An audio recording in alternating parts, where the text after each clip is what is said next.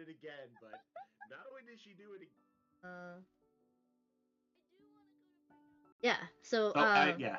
That just says I'm Actually, going we're gonna go back in time since you put the starting soon screen on. So we'll just start this whole thing again. That was for the VODs. I'm gonna cut it apart. Okay, dang. Okay, so this is our generation, Jackie. This is how our generation does yes. it. This is Hey, you know- how This is younger the people do it. and then there's also this one.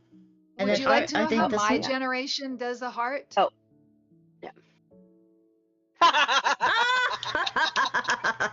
So if you ever see me do that to you, it means I love you.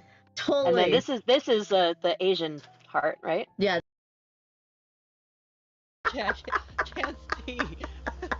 Oh, there you go. Okay. No, that is oven. That is oven. Not Coven. Not Coven. Okay. Okay. So, you already revealed 3 heroes from the deck. Mm-hmm. Okay, and then you place your meeple there, right? And where are you placing it? Are you placing it to add to? Do you wanna?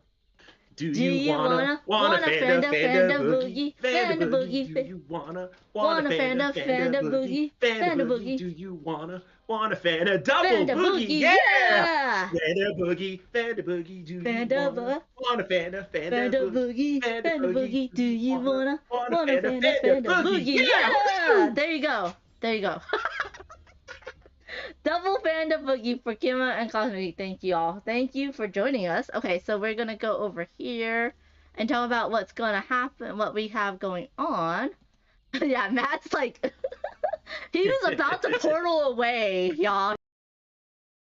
Scene collection.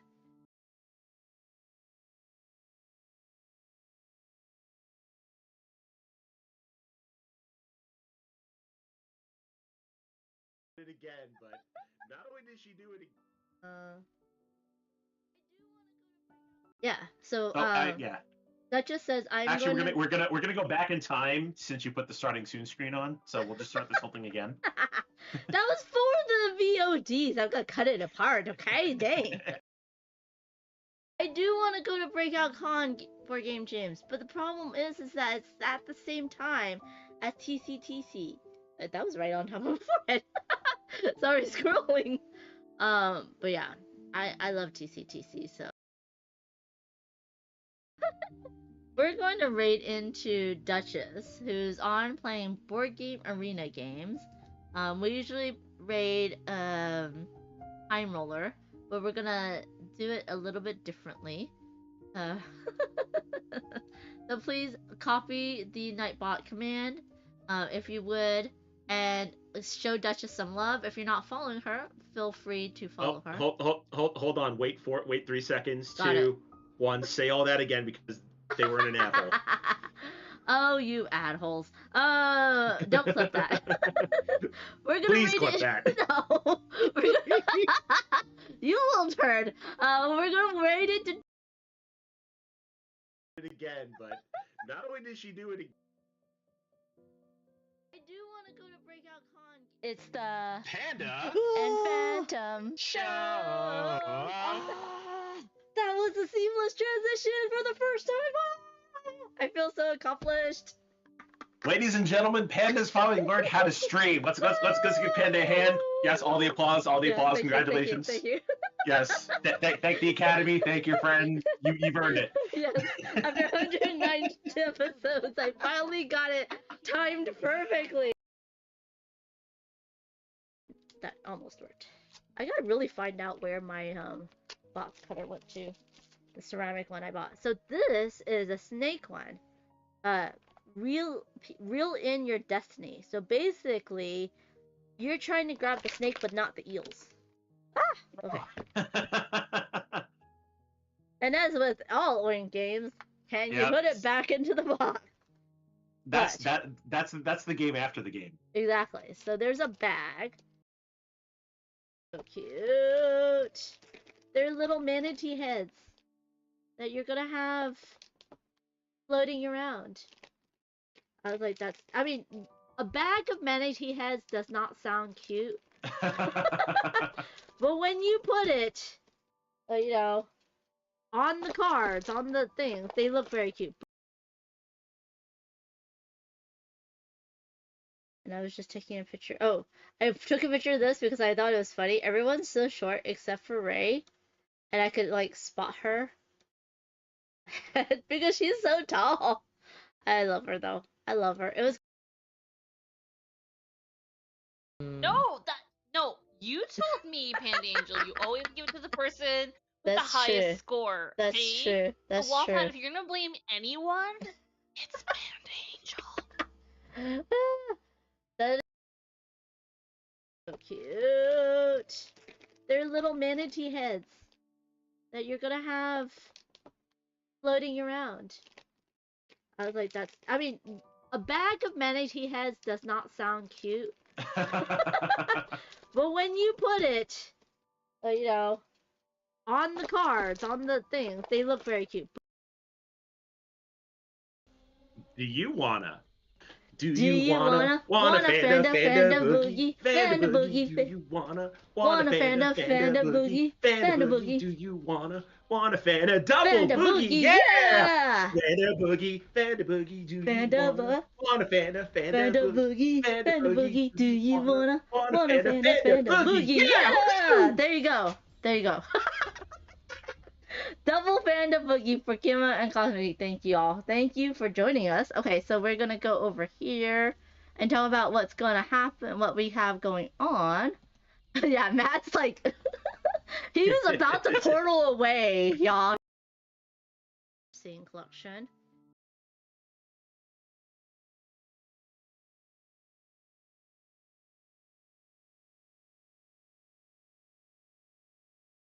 It again, but not only did she do it again. Yeah. So yeah. That just says I'm actually we're gonna go back in time since you put the starting soon screen on, so we'll just start this whole thing again. That was for the VODs. I'm gonna cut it apart, okay? Dang. It again, but not only did she do it again. I do want to go to Breakout Con. It's the Panda and Phantom show. That was a seamless transition for the first time. I feel so accomplished. Ladies and gentlemen, Panda's finally learned how to stream. Let's give Panda a hand. Yes, all the applause, applause. Congratulations. Thank you. Yes, thank the Academy. Thank your friend. You've earned it. Yes, after 109 episodes, I finally got it timed perfectly. Can't see. Oh, there you go. Okay. No, that is oven. That is oven. Not Coven. Not Coven. Okay. Okay. So, you already revealed 3 heroes from the deck. Mm-hmm. Okay, and then you place your meeple there, right? And where are you placing it? Are you placing it to add to? We're going to raid into Duchess, who's on playing board game arena games. We usually raid Time Roller, but we're gonna do it a little bit differently. So please copy the Nightbot command, if you would, and show Duchess some love. If you're not following her, feel free to follow her. Hold on. Wait 3 seconds. Got 2, 1. Say all that again because they were in an apple. Oh, you adholes. Don't clip that. We're gonna Please clip that. No. You little turd. Hello everyone, I'm Amanda Panda. Welcome to my channel. And here with me today, it is the amazing designer, Randy Flynn. Hello. How's it going, Randy? It's going pretty well. We're having very Pacific Northwest weather here in the Pacific Northwest. Cool and a bit damp. Not raining, but damp. Yeah, we in Southern California just got some rain, and so it's cooling down. It's so nice, because we only get like maybe like a day or two, and then we get the beautiful like snow in the mountains, and then it's a lot cooler, and people just stay in for those 2 days, which is very, very nice, and then you go out into the sun because we're in Southern California. But yeah. Yeah, well, in Seattle, sometime usually in October, it kind of turns. We had pretty much a lovely early fall where the weather was just like 70 degrees and clear for a lot of the days. But over the past like 2 weeks is when it's changed, and yeah, it's now cold at night. The heater has started turning on this week, and thank goodness. So it's not cold by most people's standards, but in Seattle, when it gets down to like 40, it feels very cold. Well, plus you have a lot of humidity in there, so that makes sense. Yeah, and the dampness has brought that for sure. Yep. I am wearing the lovely Cascadia shirt. I almost said hat, but the shirt that I also got Randy to sign at last right. PAX Unplugged. So this PAX Unplugged, you can get this shirt from Tabletop, which is usually the booth right next to AEG and Flatout Games. And Randy will be wandering around, so stop him, get him to sign the shirt, get him to sign your games, all the fun stuff. Because I don't know why, but I gotta still do like a fabric marker and stuff to make it permanent. But oh, nice. Yeah. Nice. I don't have fabric markers on me, but I always have my Sharpies at least when I'm at cons. Yeah. They come in handy a few times. So yeah, but it's interesting when you go, like when I went to the CMON Expo in Bangkok, like just the difference in the US and elsewhere. Like over 2 days, I think I signed more than 50 copies of Cascadia and Landmarks. Wow. Like even at Gen Con, I can't imagine having signed more than like 5 to 10 for the whole time. It's crazy. It's different in the US. Yeah, I mean, I think for US people, people are just you need like a, spotlight, you need a sign. Oh, you're going to be here at this time, and then people will come and, get you to sign things. But if you're just wandering around, most people, it's not like a book. It should be like a book where we have your picture right here, right? And then we're like, oh, that's how he looks like. But it's not a book, so people don't know what you look like, Randy. So unless they watch, my stream and stuff. So, yeah, it's always fun. So I think that's what Flatout needs to do, is just have you stand there for an hour, have a little sign, publish, be like, Randy Flynn's gonna be here, and then go to the AG booth to get your copy, and then come over and get it signed, I think that's the way it's supposed to be. True. Yeah. Let's say hi to everyone in the chat. Hello, Cosmic Beat. Welcome in. Smorgasbord Plays. Hello, James Brazil. Fantastic Factories is Joseph, who's also a celebrity. You are a designer, sir, and people should know Fantastic Factories, and also you could sign a lot of games as well.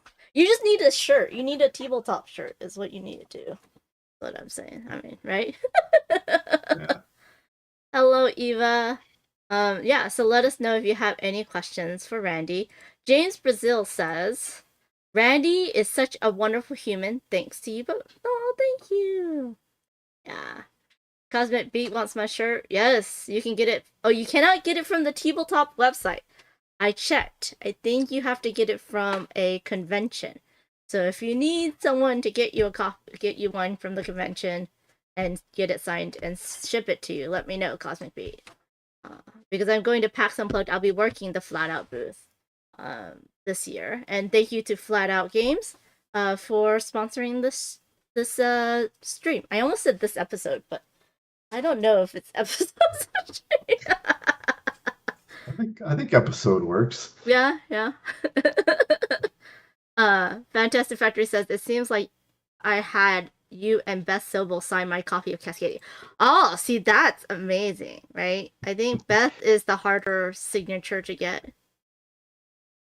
Maybe. She did a signing of her cards at our local game store, Blue Highway, and I went to that. And I ended up just standing with Beth the whole time because people were bringing up copies of Cascadia, and so we both signed them, which was kind of fun. So, Yeah, because Beth lives like an hour and a half north of here, so she comes down for the local cons and for some other events, which is a lot of fun to see her. Yeah. After Essen, I think a week after Essen, I'm going up there to meet up with Anna Maria and Beth and a bunch of other people. So maybe I'll bring my Cascadia box and get her to sign it. It's much easier if I bring the rule book, right? You know. Yeah, I that's should bring the true. rule book. Much easier to pack. Yeah.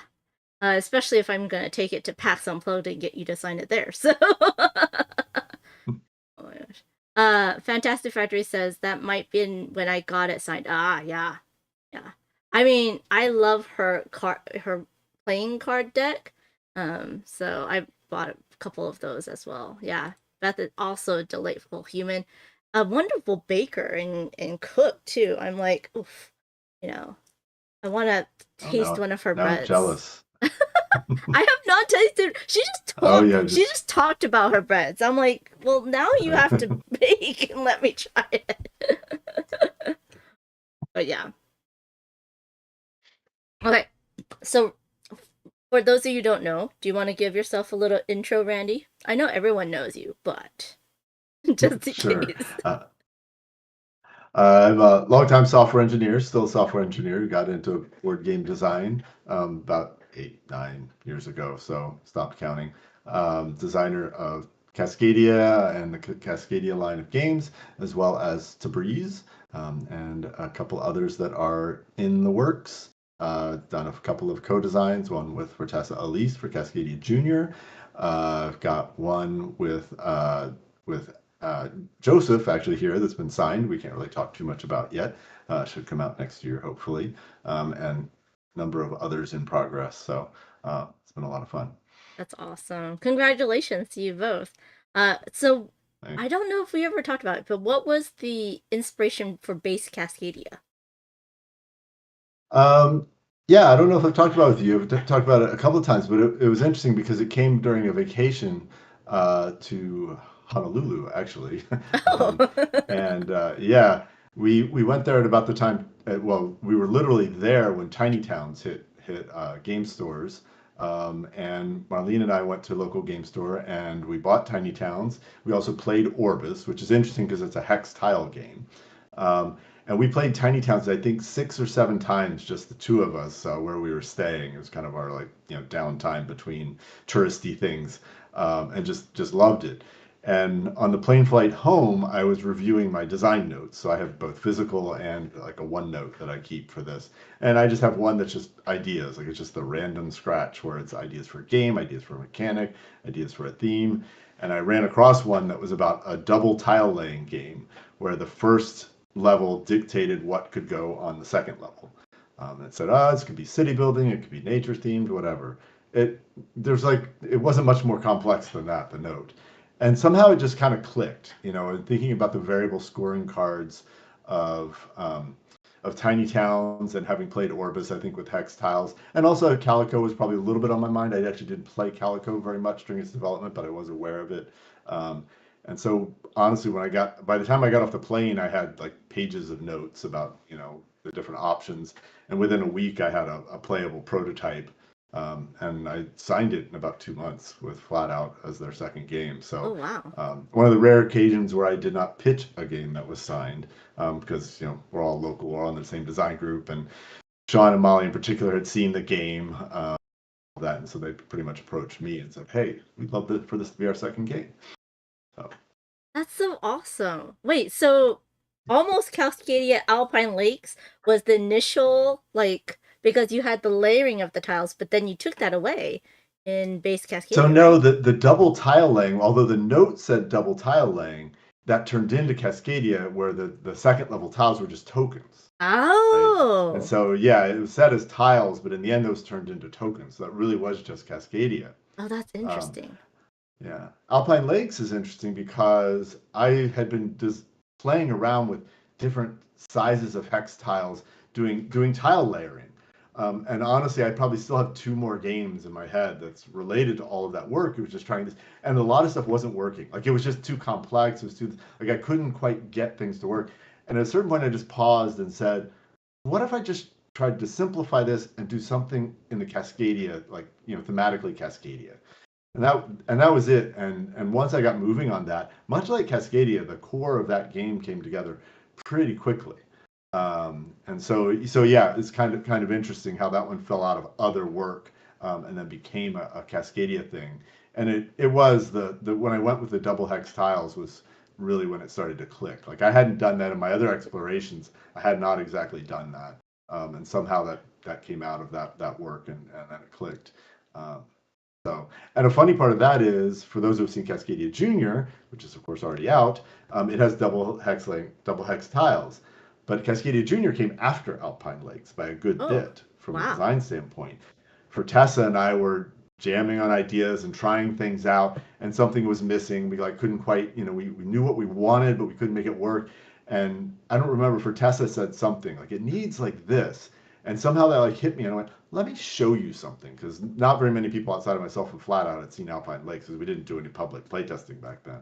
And so I brought it up on Tabletop Simulator, and for Tessa, just immediately went, this is what we need. She was she just knew, as soon as she started playing with the tiles.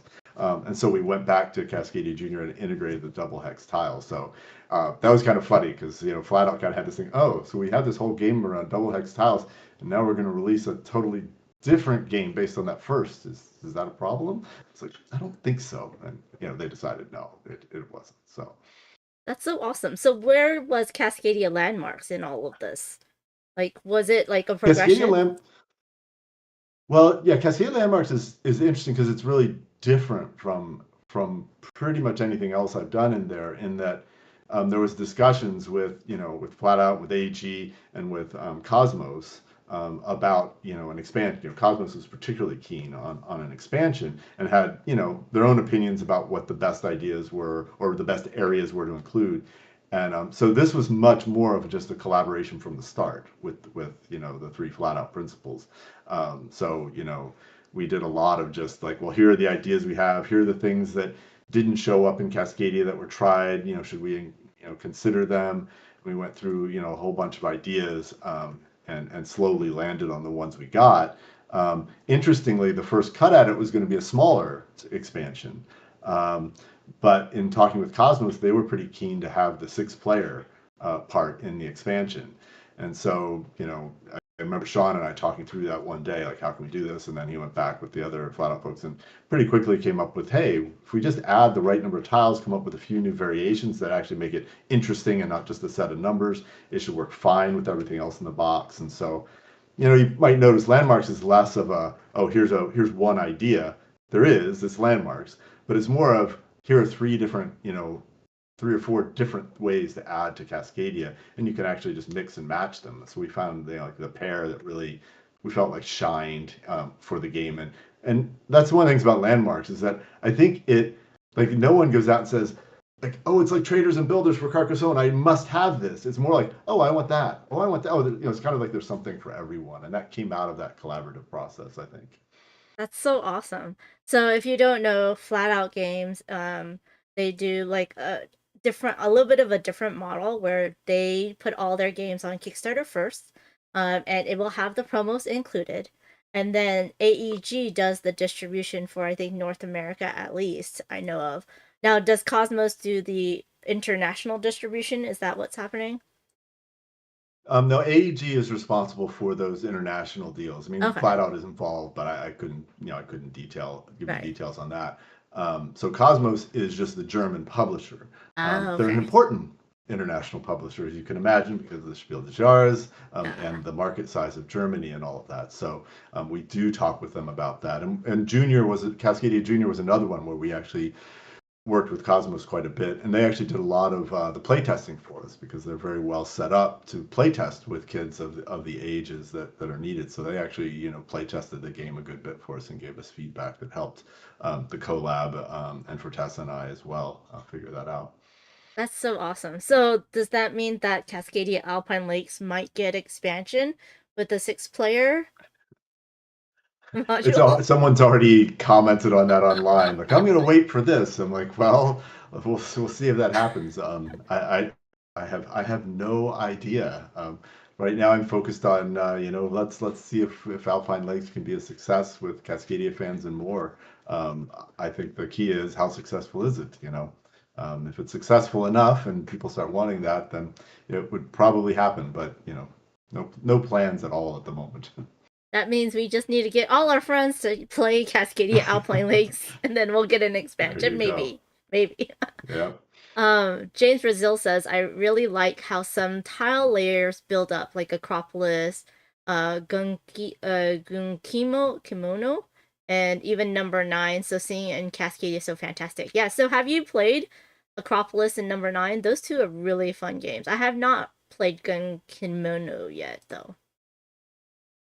Yeah, I haven't played that one either. Ironically, I'm starting to think, is it on my shelf of opportunity? It might be.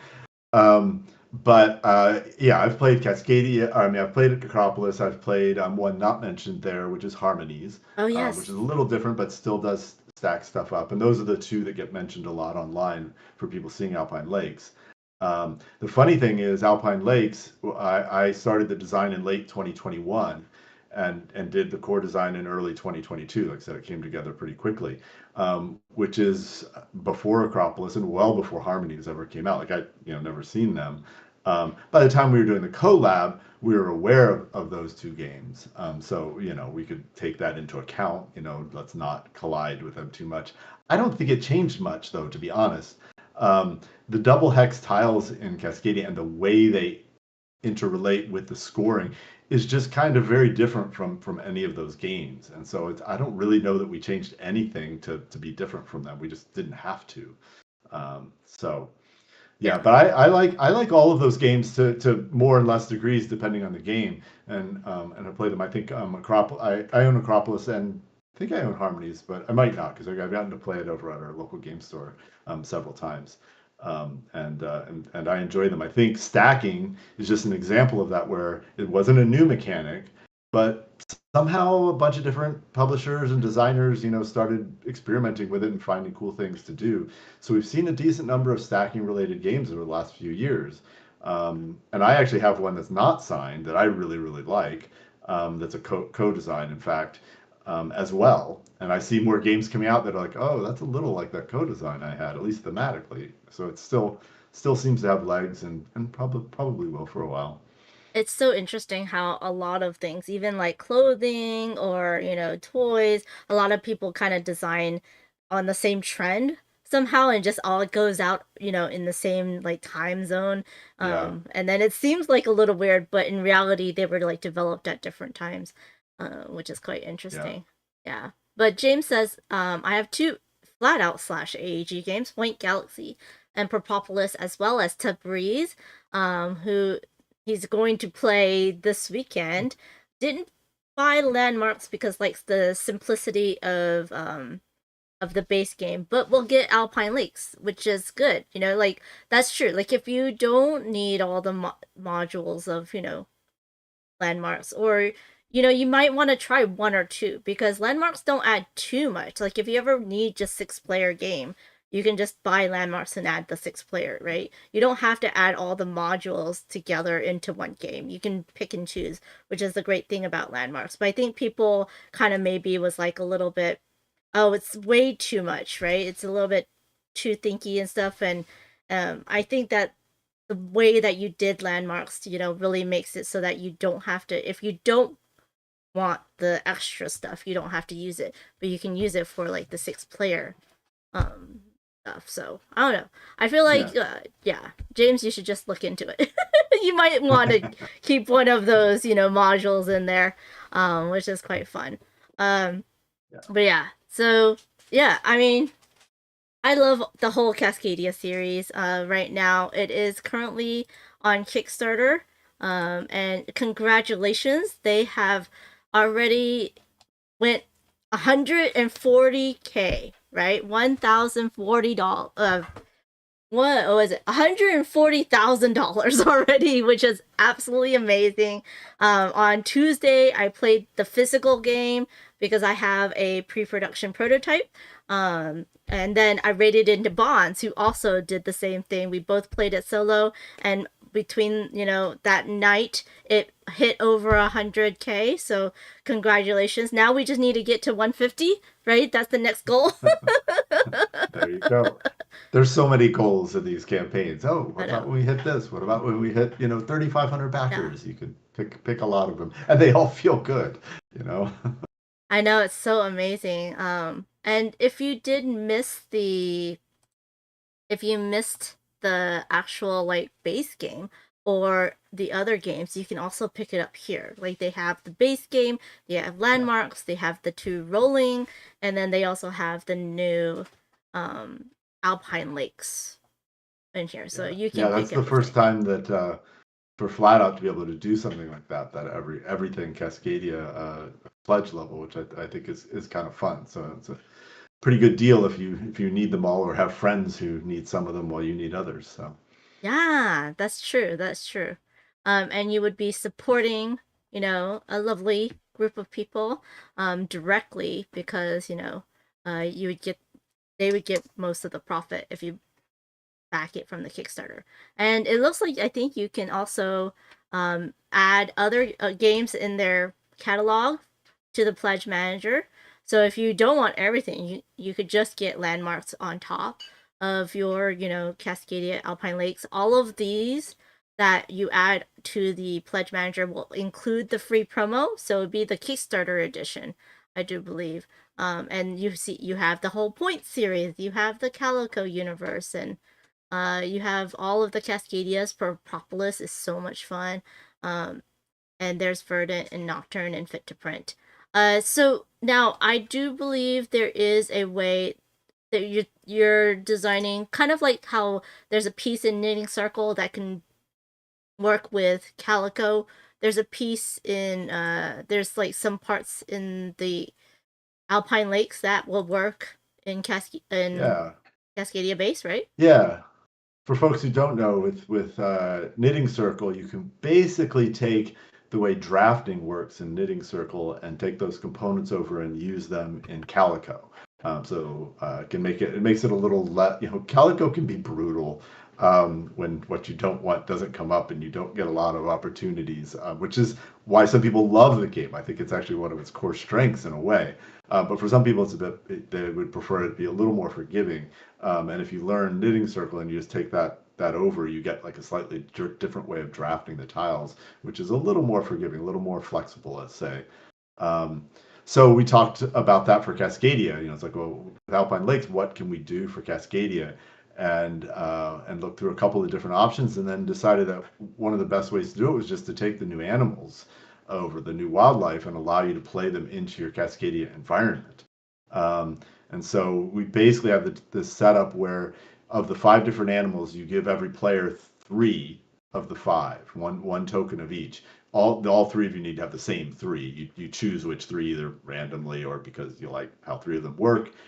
And then you'll be able to play each of those 3 tokens into your environment, kind of like you can with landmarks, where you can play the landmark, as you go. It's a little different, but kind of similar idea. And then each of those tokens has a way they score. But of course, you're only playing one, so they don't score relative to themselves. They score relative to like how you place them into your environment. So you're kind of looking for the right time to make a bet on where to play it, so that it scores the most. And then we provided 2 sides to the card so that there's variation in how they score. Each one scores kind of by a theme. The cougar has its theme, but there's a different version on the back that you can do. So yeah. That's so awesome. That's a really cool concept. Like previously all I saw was like, oh, there might be one promo card that connects to other games, but yeah, like Subi Confused says, I like how these games can be used to modify each other, which is really kind of cool. Eva says, ooh, I wish I could know someone who's backing so I can get Calico, but like Joseph says, you can pledge a $1, get access to the pledge manager, and then you can, get Calico, the Kickstarter edition with the promos. Or you can get it from your friendly local game store. Now, Eva's in Canada, so that might change things. But yeah, so that is Cascadia Alpine Lakes, currently on Kickstarter. It's doing amazing. It still has 50 days to go, so we can still get it to 150, no problem at all. Now, I think. Will there might be a prototype to demo at PAX Unplugged? Do you know? I'm sure they'll be demoing it at PAX Unplugged. They actually demoed it at Gen Con as well. So it'll be there at PAX Unplugged. For the folks who don't know, the Flatout booth is typically right behind the AEG booth. They're kind of combined, and then with Flatout, it's just a slew of games being demoed with a bunch of staff that will demo you the various games. So it's really a great way to learn them. And in fact, if you just want an overview of like the different ones, you can just kind of jump from one station to the next, and get someone to teach you. And all of the staff there know those games very, very well. So it's a lot of fun. Yeah, me and Kestrel, Alone Shark, Taco will all be there, but also you might see some of the designers. I know Joseph Fantastic Factories hangs around there. Peter McPherson is also there. Randy might pop in. So it's a nice little party family, area. So that it's really nice to be around there, and I always have a great time, hanging out with that booth. It's really pretty as well. You get all the beautiful games in a row. It's really nice. Let's see. So if you want to see the physical game, go check out mine or Bonds' VOD. I combined VOD with Bonds and got Bonds. But go check out our VODs. We've played it solo, but today I am going to be playing against Randy. Oh no, we need to reconnect. Okay. I'm going to be playing against Randy on Tabletopia, and hopefully this will go well, but I'm excited to see how to show y'all how it plays against other people. It's a little bit different. You don't have as much strategy because you don't know what they're going to take. You can kind of guess, but with solo, you know exactly which tile's going to go away. And yes, Bonds beat my score. I'm big enough to admit it. But I did talk to Sean, and he's like, that would be cool. That's a cool idea if we did one setup and then had all of the content creators play that one setup and then see how everyone stacks against each other in the points arena, and then maybe one of us can give you an all-in giveaway of the game. So that'd be really fun, but it's not completely done yet, so stay tuned. We're still talking about it. Sir Bearsworth in the house. Hello, what to do, baby boo? Yeah. Joseph says we might need a bigger booth. We might need to take a little bit of AG's, but AG's the retail store, so I don't know if that's gonna happen. But yeah, I remember one year, I think maybe last year, they would cycle. So some of the games will get cycled out, the new ones stay out the whole time, but then the older ones get cycled out in and out and stuff. And if you did miss any of the Kickstarter versions, if they have it in stock, Flatout you can buy it directly from Flatout and get the Kickstarter versions with the promos from their website. Yeah, so this is the Tabletopia version. It is available for you to check out. You get 15 minutes free. If you're a premium member, then you can play it with anybody that you would like, and kind of like BGA in that way. And it has the environmental cards as well as the base game.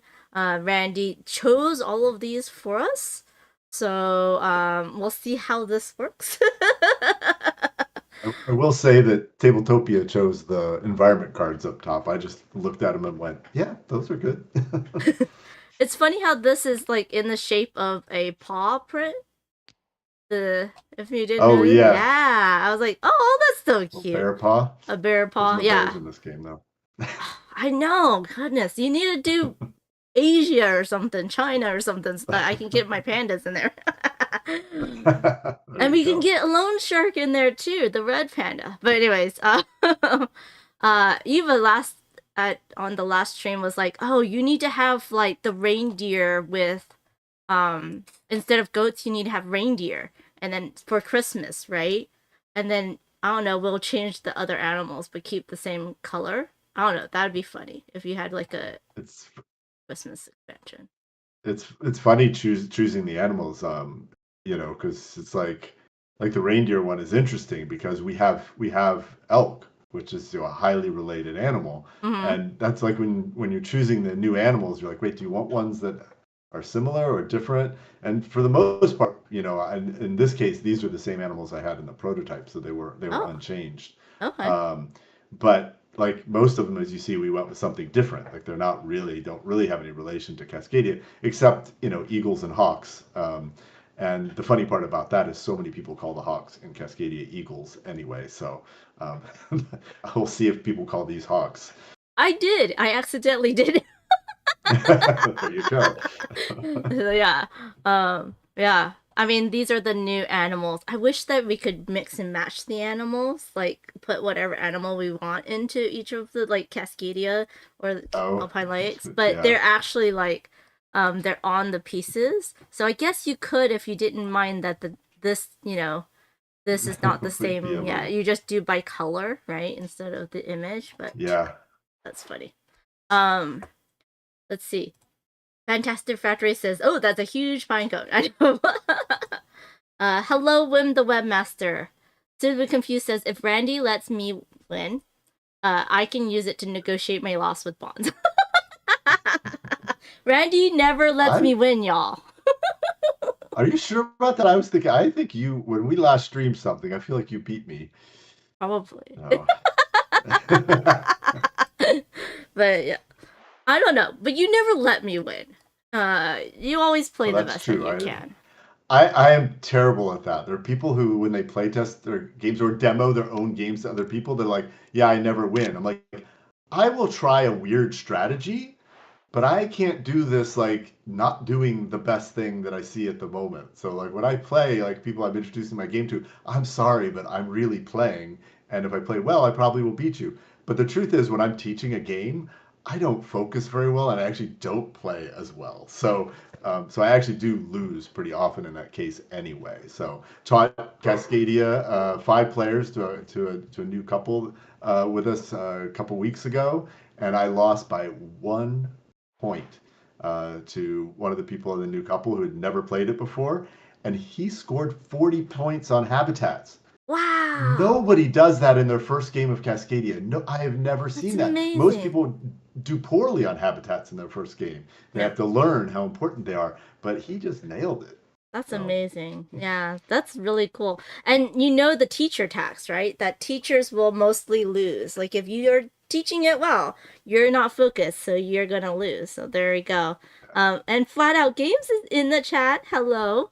Is it Molly? I'm guessing it's Molly and not Sean. How are you doing? And putting in the link to Calico for Eva Little. Yeah, James Brazil, thank you so much for blaming me for your bag. That's very, very kind of you. Yeah, it is Molly. Hello, Molly. Oh, by the way, wait, I had a question. I don't know, Eva, do you remember from the Tuesday stream? I forgot what my question was. But anyways, I'm actually gonna see Molly and Sean. They're going to be at Essen, and I don't know if they might have a copy or demo the game at Essen. But if you're gonna be at Essen, please say hi to all of us. That's amazing. But yeah, Suitably Confused says, I know this has been said many times, but I still need to say how much I love the art. Yeah, Beth Sobel art, you all, it's gorgeous. It is absolutely gorgeous. Yeah. So do y'all have like I love how Alpine Lakes has ended up with a very different color vibe from Cascadia through the work of both Beth and Dylan on the graphic design. A lot of it Dylan on the graphic design, working with the Flatout folks. But it just has this different feel with the grays and greens, especially. So which I really like. But again, Beth's art on the tiles are just is kind of so perfect. It makes it so easy to read while also giving you that nice, like, what it looks like at the end. It's always a goal for us when we develop these games. Like, you need to love what you see at the end of your game and want to take a picture of it. Oh, every single time for me, absolutely. Molly says that they will be at Essen. They have a booth, 5A700. If you want a demo of Alpine Lakes, there you go.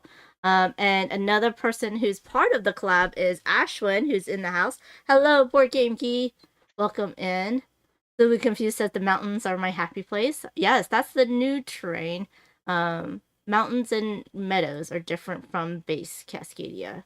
I think base Cascadia does have the forest still. But yeah. Yeah, it's the only true overlap. Yeah, exactly. Well, the pine cones. Pine cones also overlap. Oh, yeah, they just made up the habitats. Some people think of the glaciers as being like the mountains because obviously they're very similar, especially the way Beth did the art in Cascadia, where the mountains are very snow or glacier covered. So there's a lot of similarity there. Yeah, absolutely. But there's almost a fourth hidden terrain that is called the lakes. That is the name, Alpine Lakes. So it's not one of these three, right? It's another kind of additional terrain on the tiles, which is I thought was kind of cool to do. So Randy, do you mind giving us a teach of the game? Sure. So good news is that people who know how to play Cascadia already know at least half of the rules to Alpine Lakes. You really get some basics, like the things that overlap. Drafting is identical. You take a tile, you take a token. Further, the way nature tokens work is identical. You earn them in the same way, and you get to spend them in the same way. So in Alpine Lakes, you're going to choose a tile and a token that are paired. You're then going to play them into your environment. And you can do that in either order, which is actually more important in Alpine Lakes than Cascadia. Cascadia is just like, well, of course, it doesn't matter. In Alpine Lakes, occasionally it can matter the order. And so, for example, if, let's see, we'll take here, I'll just take this quick tile here, and I can rotate it however I want to fit, in there. I can, kind of do it like something like this and just play it on the edge. I can play it, here. I don't need to match terrain, so I can, play it over here if I want. By rules, that's all I have to do. And then I must place the token somewhere that supports it, just like Cascadia. So we look at my little environment here. It's just these two tiles in the middle that have a mountain goat on it. So I would have to either drop it on my glacier or on my forest, one or the other. And just like Cascadia, this token will never move from this tile. There's a little bit of a caveat to that when we get to elevation. And the tile that you place will never move, although it may get covered over, or parts of it may get covered over. And so from a turn perspective, like that is what you do on your turn. The one other nuance to it, though, is one of the cores of the game, which is that we're going to be building up an elevation and going higher. So when I place this tile, I can place it on top of existing tiles or parts of existing tiles. Basically, each hex has to land on top of another hex. They have to be at the same level, so you can't get into some weird like stacking where it's like half off or something. But once you do that, the next part is, let's say, for example, let me find an example here. Let's say that you had a hawk that was already in your environment. And you came over and said, well, I want to play this where that hawk is. Well, I can take the hawk off temporarily and play this here and raise the hawk up to the next level. The rules on that are it has to go to the next level of the same hexagon it was on, and that hexagon has to support the hawk. So in this case, it did, so I can move it up.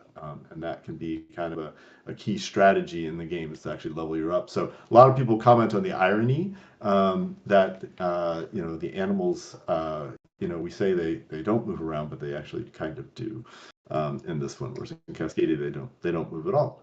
And also the other rule. Sorry, Ryan. The only way you can place a tile on top of a tile, a hex with an animal on it, is if it can move up and go on to the next hex, right? Yep, exactly. And then the final rule for that is that you have to be essentially like stepping up. So if we leave this here as an example, and I'm going to just throw another one here as sort of just to help us make this a little more interesting, let's say. And I'm coming over. One thing I can't do is set this tile directly on top of this. Ooh, I did not. Thank you, Amanda.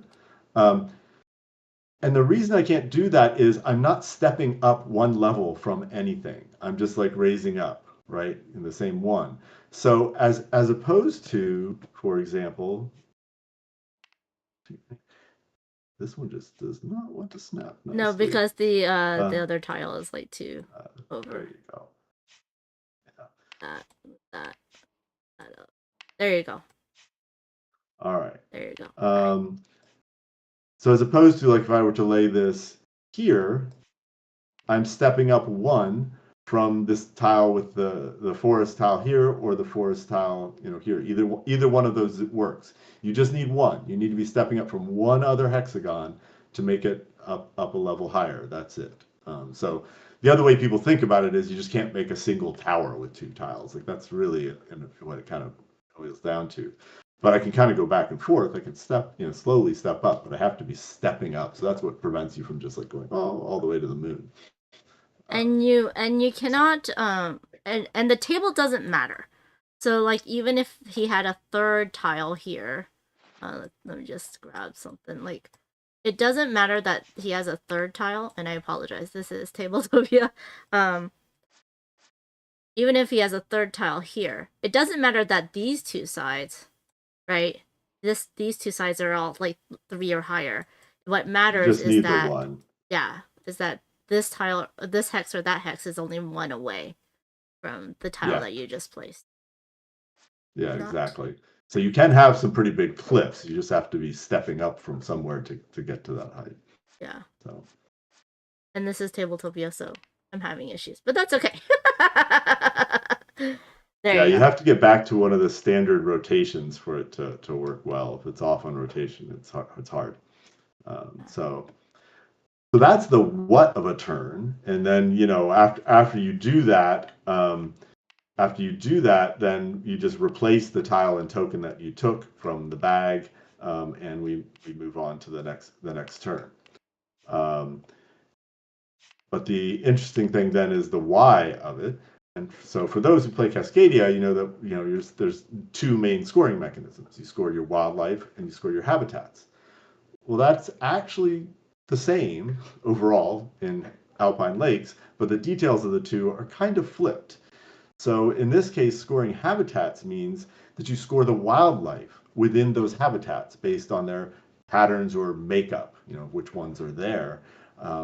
And then when you score the wildlife, what we're talking about is heights. How high are the different wildlife?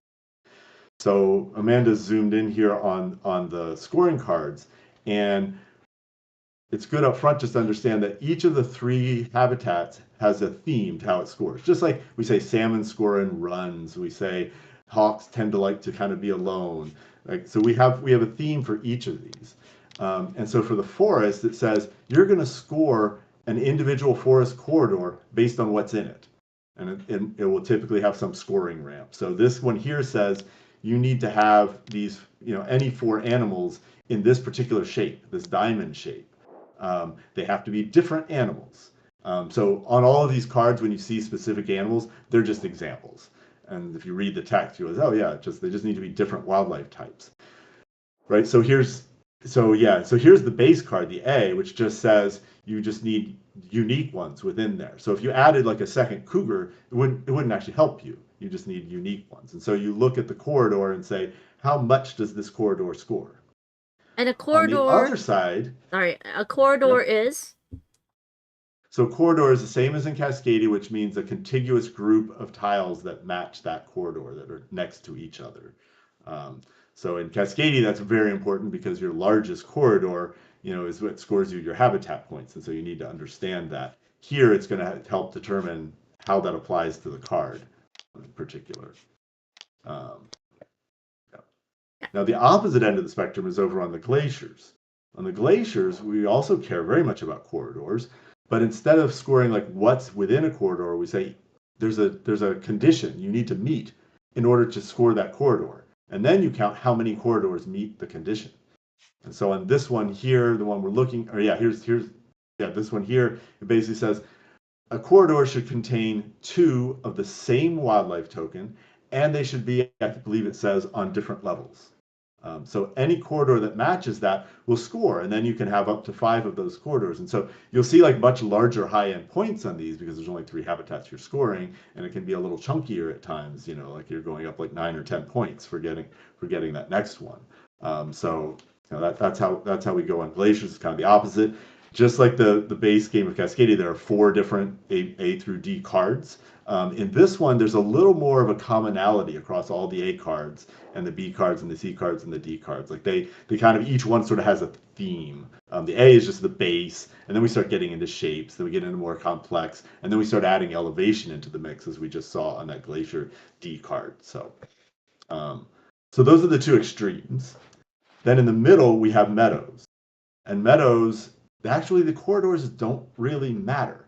They're just saying that on meadows, you score the wildlife based on shapes or groupings or whatever. So I think the one we have here is the B card. So that says a line. So anyone who's played Cascadia, line is elk. The elk A card is, so this is very similar to the elk A card. It's just that it doesn't matter as long as they're on meadow. You could have one on one meadow, one on another meadow. You could have 2 on the same meadow. You have some flexibility with your meadows in terms of how you organize them. So yeah, then you see some of these other cards actually say, oh, you have a very specific shape. And finally, when you get to the D one, it starts talking about elevation again, and all of that. Right. So those are kind of the 3 and the general way they score. We've chosen for this game kind of a mix of the A, B, and C, or A, B, and D. I think it ended up being something like that, or A, C, and D. Joseph so says get a little bit of a flavor of each. Yeah, Joseph says that that Glacier D is the bane of my existence. So I'm a little scared. It's funny how some of the cards that sound simple in this game, that when you then go to actually play them, you're like, oh, this is much harder than I thought it would be. Glaciers in general often sound like the easiest. It's like Hawks. The base A card in Hawks is like, they just need to be alone. So you kind of pop them, everywhere. And they actually are pretty easy, which is why their scoring ramp is a little slower. But in here, the Glacier card, I think it might be C, one of them that has individuals, is actually much harder. It's actually much harder to isolate your glaciers. You'll be like, oh, I got to get, and then you'll be like, I don't know where to put this. It's like, this seems like the right play, but I can't even find anywhere to put it to score. And plus, when you cover the tiles, then you're changing the landscape. So, that also changes things. So that's really interesting. Yeah. Well, as we play, people will get to see. Some people play Cascadia and know that you can create problems for yourself that you have to solve. But it's a small part of the game, and you don't always do it.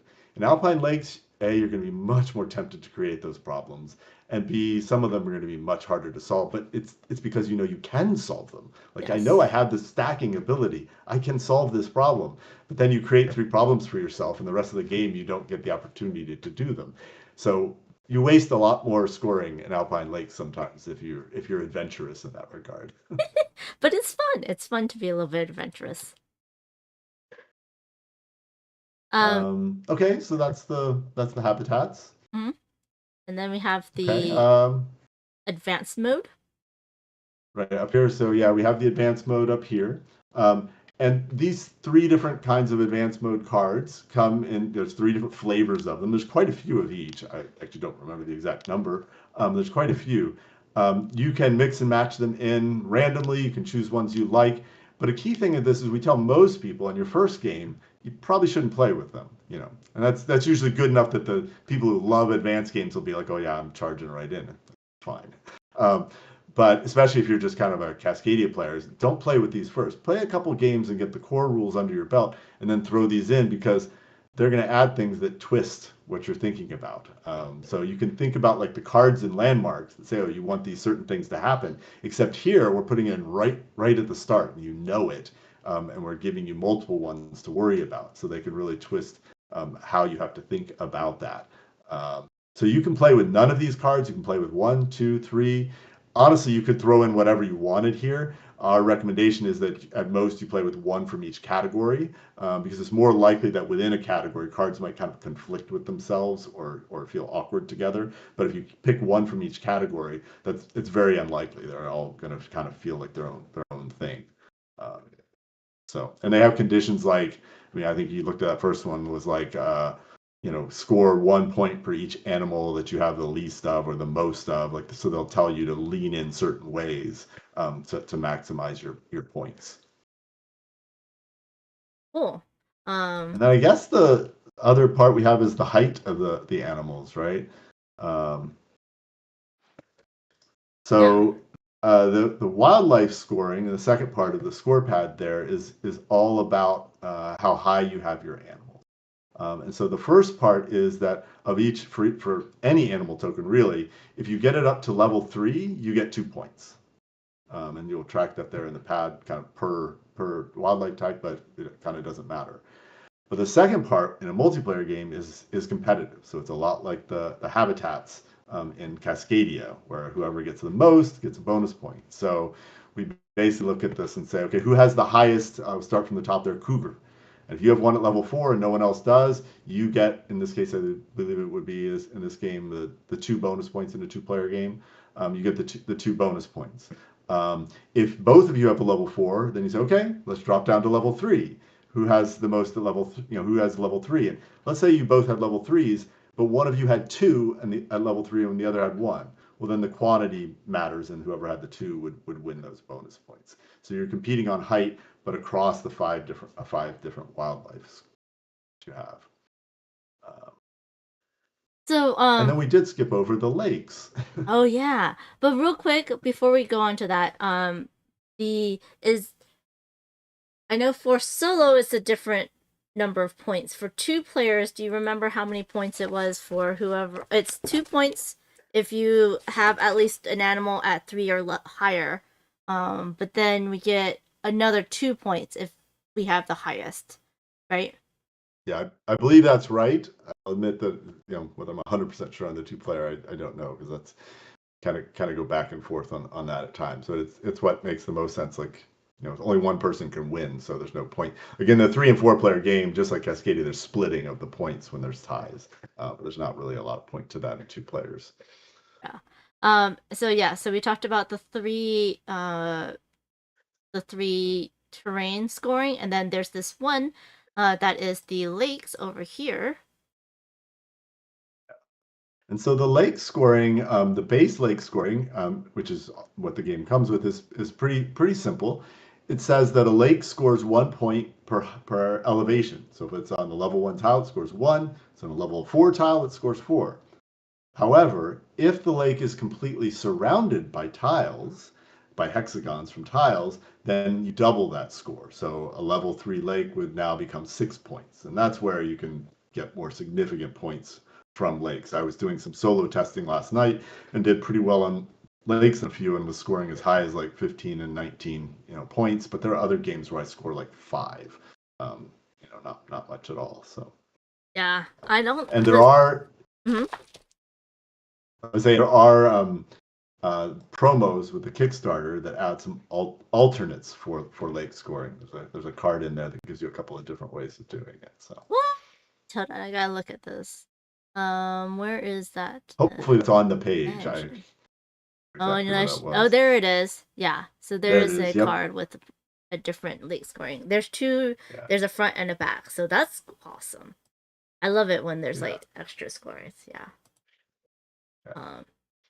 But yeah, Molly, if you're here, Wim has a question if Flatout will ever jump to GameFound instead of Kickstarter for crowdfunding. But their business model is to always crowdfund first, and then the retail distribution is done by their partners, AEG and Cosmos. Okay, so Randy, who should go for... Wait, I need to look at this. I didn't look at this. Okay, so our goals are force. We need that specific. Now it can be on its side, but it needs to be that specific shape with different animals, right? And is it exactly each of that shape and then the number of animals in that shape, right? Right. So reminding that on forest, we score a corridor based on how well it meets the condition. So here, like if you only had a 3 of them, in a triad, like the top of that shape, you would score 9 points for that corridor, for example. Now, can I have other forests around it? You can, but they're not going to help you score because they would just be part of your same corridor. Right. And so there's more in Alpine Lakes of that where, because you didn't quite fix all your problems, you just end up with extra wildlife somewhere. They almost never will directly punish you for that. They'll just indirectly punish you by not scoring. Okay, cool. And then we have the meadows that we want straight lines of, either vertically, in one of the 6 lines of the hex, and you just get, is it the number of animals, of the same animals that's in that line, and it has to be continuous, so they have to be next to each other. They can't be like broken. The path can't be broken by a lake, which I've done. Yeah. And then we have the glaciers, where we want pairs of animals, but they have to be on different heights. They don't have to be one height difference. It's just different heights for the pairs of animals. Correct. Yeah. And then for this wildlife scoring, scores for the wildlife type you have the most animal of. Okay, so you only get one wildlife type, and then you get 1 point per animal of that type. Okay, that's not bad.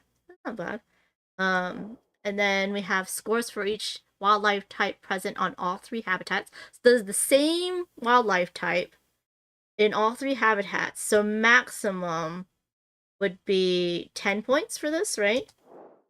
Correct. Yep. Okay. Because there's only 5 wildlife types. And then lofty landscapes. Score for each corridor that contains at least 1 level 3 hexagon. So there is max 6 points here, because it is there's only 3 different corridor types or habitat types, right? Actually, no. But this one's a little different because it says corridor, it doesn't say corridor type. So so it's each section. Kind of. Yeah, exactly. Now the stars on the bottom corner, is that the level of difficulty? Yeah. Basically, the more stars there are, the more complex we feel it is. We feel it is to play. It's not an exact science, of course. There's only 3 different levels, but it gives you an idea. So if you want to keep it simpler, just stick with level 1s. If you're trying to push it all the way, choose a bunch of level 3s. Oh, and thank you, Molly, for answering. She is packing right now for Essen. I need to get packing as well. But you can, if you don't want to use Kickstarter, you can late pledge on GameFound, maybe, so that you don't. If people don't want to use Kickstarter, but I'm not sure about that. But yeah, Wim says the last time at Spiel, the first time I did buy was Cascadia in the AEG stand. Yes, that's awesome. Hello, Time Roller, welcome in. Yeah. Molly, is there a way to late pledge directly through GameFound instead of just the pledge banner is on GameFound? Is what Wim's asking. I'm sure they want to have as many ways as possible for you to get to support and get the game. I'm sure also when you can wait until after the Kickstarter fulfills. If you don't mind, you can also get it from AG Retail, or you can buy it from Flatout, the website, but you're not in the US, so it might be easier for you to just wait for it to go to Spiel and buy it from the booth like you did Cascadia. But it does not contain the promos, so there is that as well. Okay, so who should go first? What do you think? I think you're on the left, I guess, so why don't you go first? That'll be easier for me to remember. Okay. Oh, good.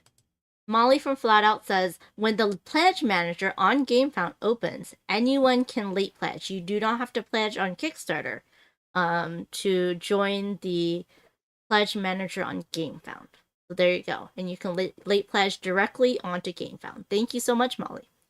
That's a very important question. Okay, so let me see what I want. I want a goat to start. One of the cool things that the reason why you can place these, like the animals or the tile in any order, is what if like this one here, instead of it being a, oh my gosh, I want to say beaver or prairie dog, but it's not. It's a marmot. So instead of a marmot, it was a goat. I can actually take this, put the goat on, get a nature token, put this on top, and get a second nature token because the goat would have moved up. But that's one of the cool things that can happen. I want that shape on there. Or also, that would be needing a corridor. I always wonder why lakes are so early on. But that's interesting. Okay, wait, so if I did that there, how does the shape it would be, let's see. That is it's these two. Okay. And then if I did that, then that means that I could cover it up. So I don't know. I'm gonna try going flat first and then build up, but we shall see. I'm gonna take that one. I'm gonna put the goat here because nature tokens are very important. They give you a lot of flexibility, so I'm gonna do that. And then we're gonna refill. Oh, there it is! So what did I just say? So as Amanda noted, nature tokens, they work just like Cascadia. When you play wildlife onto something that's a keystone tile that has the little pine cone and the arrow on it, you get a nature token. And then as she also said, if you happen to raise an animal up and it lands on a nature token, then you get it as well, which means there are times where you can earn 2 on the same turn, which can't happen in Cascadia. And I'm sure if that tile was there, Amanda would have done that just to do it. Oh, absolutely. I think I'm going to go a different route here. We're going to go with this, but I'm also going to take a goat and put that there. So you're gonna want another goat. On a glacier, goats. Maybe. Or he doesn't care. He might cover up that goat on a glacier. So, Joseph says double nature token feels so good. It really does. It really does. Now what am I gonna do? That needs a corridor. That needs a. I always build up too fast, I think. Just because I like building up. And you know what? I'm going to, just because it's fun, I'm going to take this one. I've learned that you maybe don't want to build up too fast, because then you're stuck that you have to take, the tiles with that animal on it in order to, actually lay it on top. And then I, would not be able to, actually place an animal, so there is that. Anyone who's played landmarks is probably a little familiar with that. As you place the landmarks out, your options for placing wildlife goes down, and that can be painful. And that's a little more dynamic in Alpine Lakes as to how that works, but you can get that same feeling like I don't have all the spaces I need to place things. Yep. All right, so let's see. I like nature tokens. Joseph says, take the mega nature token, flex a bit. I think it's stuck. We can't take it. Yeah, it won't. I know. I'm like, why doesn't it let me take from there? Okay, this goat is, I don't know where it thinks it's going. There you go. Yeah, it's trying to run away from you, is what it's trying to do. Well, that's understandable. Yeah, and if you are playing on Tabletopia, here's a tip for you. Look at there's a shadow underneath the tiles. You can see exactly where it's going to end based on the shadow. That's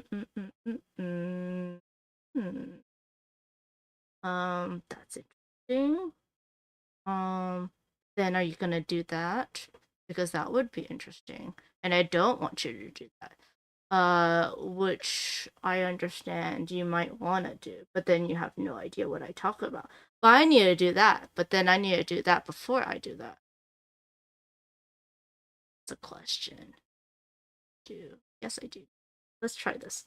I don't know if you're gonna take it from me though. Ooh, it's a gamble. It's a gamble. We're gonna do this. Let's do that. There we go.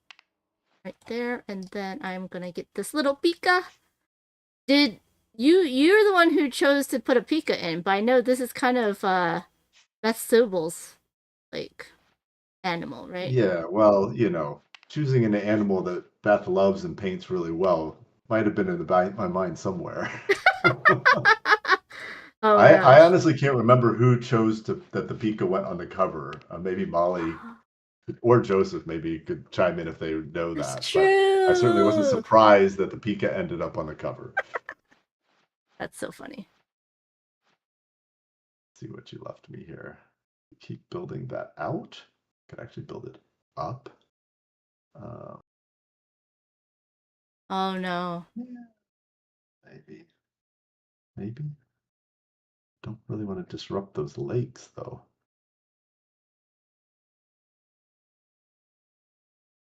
Sure, let's try. Oh, if I do that, I will want to leave. Means this will go here. Okay. Joseph says, my unofficial rule is if you can't place the animal, they're considered dead, nowhere to live, and you have to memorize them and you have to name the animal before discarding. Oh my gosh. We literally started doing that in the collab when we play tested. Oh my gosh. If you discard an animal, you must name it. Oh my gosh. You must feel that animal's pain by giving it a name. And that's a different in Cascadia, if you're getting rid of an animal, you 100% misplayed, right? You did something, you pushed something that you almost surely shouldn't have done. Right. In Alpine Lakes, because of the fixing of problems that you need to do sometimes, it's much more common that people lose animals and sometimes even score reasonably well despite having to discard an animal. So we got used to it. Every game there were at least 1, 2, sometimes 3 or 4, and yeah, we got good at naming our. You should have a little card that's a little graveyard. Because I like to keep the token because you only have 20 turns, and so you can count how many turns you have left by the number of animals you have. So if you keep the token, flip it over, you can like kind of see when the game is about to end. But yeah, it's yeah.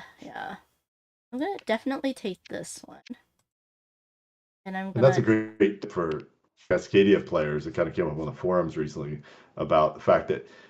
Yeah, the rules say to count out the tiles, and for most people, myself included, that's the easiest way to do it right. Right. But really, you need to play 20 turns. Right. And so you don't have to sort the tiles. You could just count your tokens and know where you are. And honestly, during playtesting, that's largely what we do. We just do it often enough, and everyone's counting anyway, so we tend to know exactly where we are. Yeah. But man, now it's going to be a graveyard. Oh, we should have Beth draw a graveyard card. And then that's just as a little playing card. That's where you put all your animals that get a home. You should put it back into the bag. That is true because that changes the statistics, right, of the animal. I guess that means. Yes, yeah. By the rules, you have now changed the odds if you keep it. Honestly, I've not thought about that because I haven't kept them. But yes, the other side of that is counting the wildlife tokens is harder to do in Alpine Lakes because if you've gotten rid of one, then you may not actually be at the right number. Yeah. So. Yeah, and don't forget you had a pine cone. So if you didn't want to take the marmot, you could have taken something. Yeah, else. But that was a point. It's still worth a point. Hello, Ben Osteen. That is monstrous. I know, right? Oh, hey, Ben. All right, let's see. So I have finished this one forest. I don't. I could go up. But if I go up with this, that matches yours. I know. I would have to kill off a goat. No, I don't have to. I don't have to. You have nature tokens. I have nature tokens. I can get a Pika. That's interesting. Interesting. And you do want to go up, but I always go up too fast. Like I always go up too fast. Oh, but that's really good for me, y'all. Oh no, I can't use that one. Dang nammit. Because that is the goat and the Pika's on the same tile, so I couldn't use it because this is on 2 different levels. Which is why it's very important that you see. In person, it's much easier to see the different levels, but yeah. I'm a little distressed that after just 4 turns, you actually have a full forest. Why? That is very well done, and I'm a little worried. Maybe so discarding. I encourage you to mess it up. Oh, thanks. Silly Confused says maybe discarding an animal is just setting it free after being confined in the bag. Maybe. Oh my gosh. Oh yeah, Ben says that there's a game called Happy Pigs and they have a bacon festival. And Steph used to think we were just freeing them into the wild afterwards instead of cooking them up. Alright, let me see. I was Bacon going to festivals do work. something. Oh my gosh, what was it? That might work actually. Then I'd have to change it, but that's good for that. Or I could do that. You know, let's do. I need to do it. Oh, but see, the thing is that I'm like, oh, that's perfect, right? Because then I have a pair, but then oh, it's on different levels. Oh, that is perfect. Okay, I'm gonna keep that. And then talk yourself out of a good move there. I know. Am I gonna take the Pika? Or am I gonna get rid of... No, I'll take the Pika. Because, yeah, it doesn't matter if I take the goat. Because I just get the nature token back. Okay. Go, Amanda. My money is on Panda beating Randy. Maybe more than a couple. I don't want to. Let's not create that many problems for myself. Who I think is more likely to get in the future? I guess I could. No, I don't. I want the nature token, so I'm definitely. There you go. You have a good forest. Yeah, I'm getting there. Well, I got jealous. And thank you, Joseph Fantastic Factories, for the 100 biddies. My money is on Panda beating Randy. Hello, Gameritis Guy. Hello, Legends. Welcome in. Please let us know if you have any questions for Randy. Molly's also lurking while packing for Essen. So, and Joseph's in the chat. Fantastic Factories. All the lovely friends are here. We just need Fortessa in the house. I know Ashwin popped in too. I was like, oh, we only had Fortessa. There's a lot of marmots in there. That does not go with what I want. That would go with those who don't know, Fortessa also worked on the Cascadia rolling games, making some very key contributions, actually. The one that feels most like Cascadia, where you're actually placing where the animals go in a pattern. That sheet was her design. She cracked that. That's so awesome. I'm gonna Pika. I'm gonna place this here and start my line of Pikas. I think I am going to use a token and take the Pika. I'm gonna take the Pika.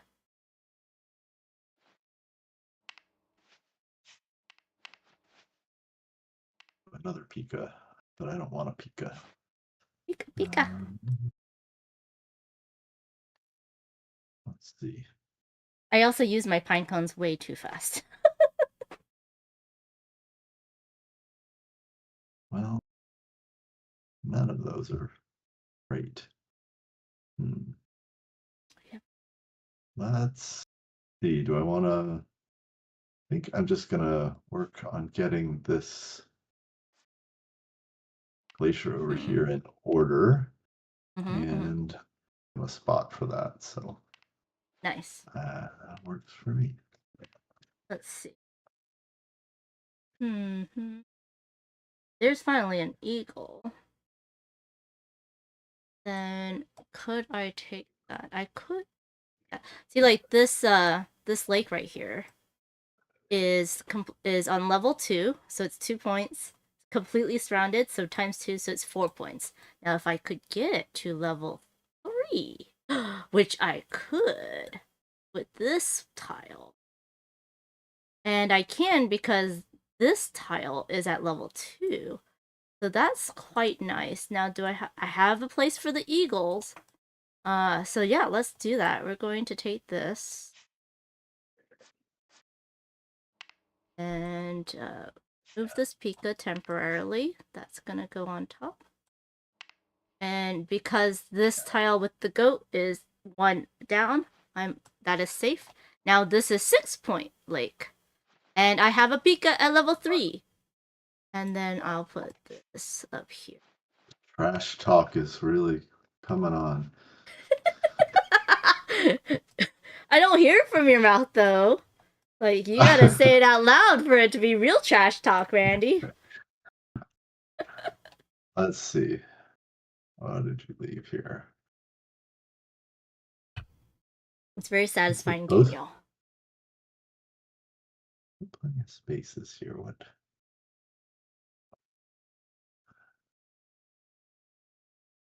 Yeah, when Randy gets quiet, it gets very serious, everybody. Yeah, this is me. Like, wait, I really, really need to think this through. What am I gonna do here? What is that? That doesn't change anything there. All right, I'm feeling like sorry. I would like to have improved. Oh, I need to get my camera in better shape. So we'll do this. We're gonna do that. So we're gonna. Oh, look at that! But now your goats are on the same level. Yep, I have done something good and created some future work for myself. Hopefully it works out. I accidentally touched Randy's tiles, okay? It's Tabletopia. I'm not doing it on purpose, just... Okay. Now if I put a thing there, I cannot do a Pika. I should try to get... Now, I always just do things to follow these, like, goals, but sometimes you just need to do things to get the most points. So, I mean, right now I have a lot of Pikas. I might just go Pika heavy. But now I need Pika and Glaciers. And, yeah, so I have... Yeah, so this corridor, this... Okay, so maybe I need Pika and Glaciers. And I need to get another Eagle. Let's do this one.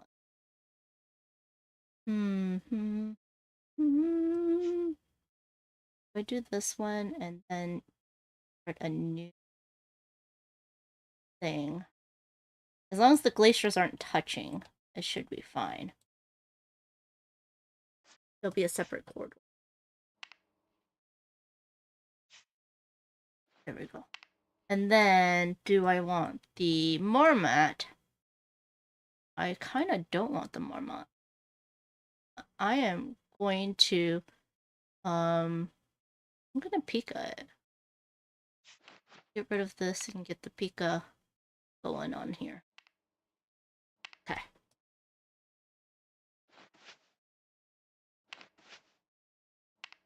There you go. Ooh, double Marmot Glacier. That's good for Randy. I think the plan I had before is working out for me, and I'm even taking advantage of my last move, so yeah. Feels good. So we're gonna go.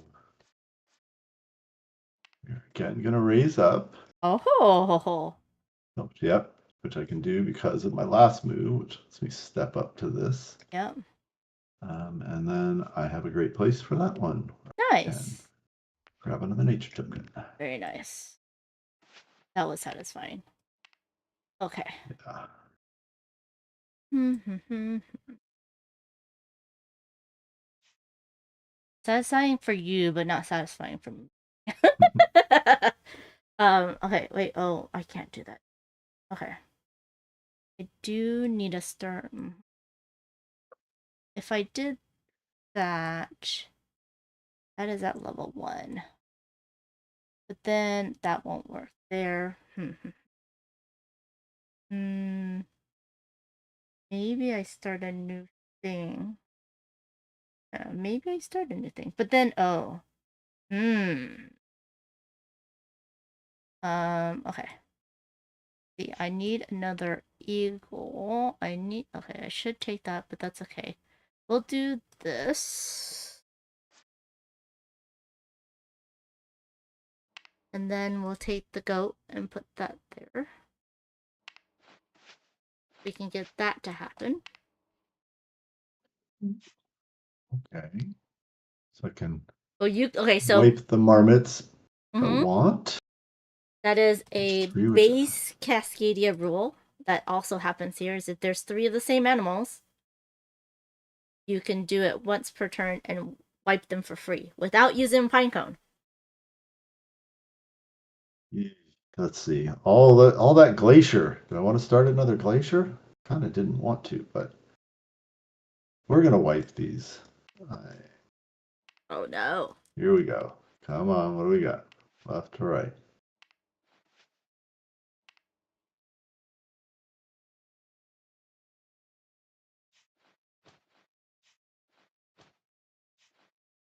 let's see, gave me a few different options, which is good.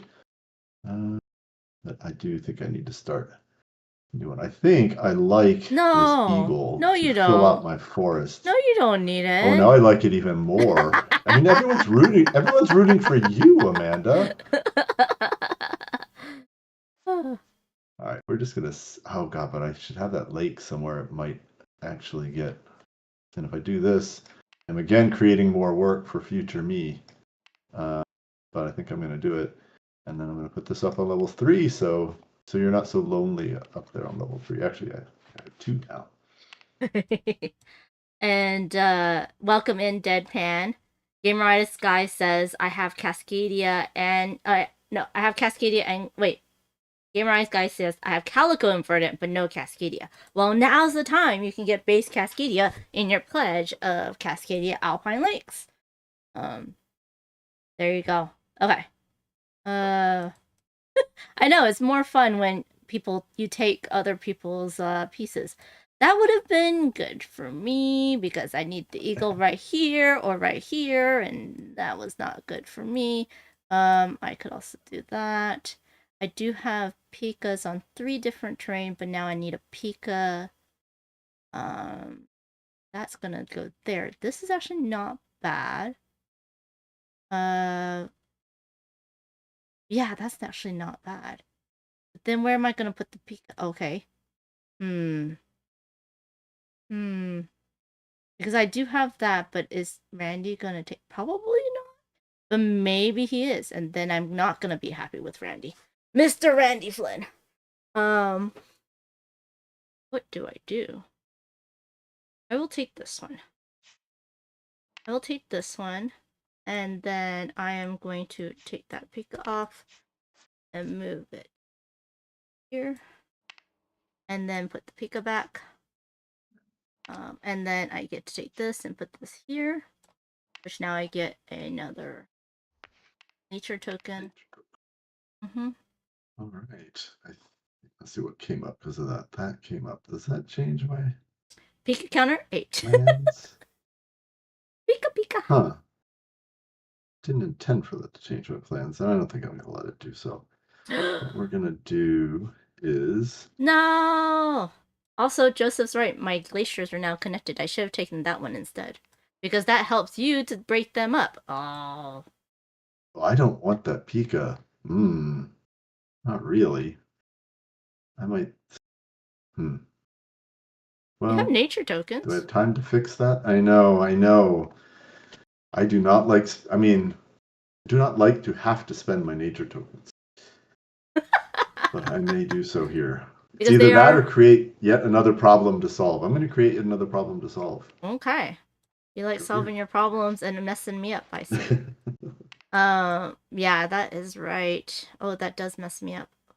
I'm trying to figure out if I can fix that. I was going after nature tokens.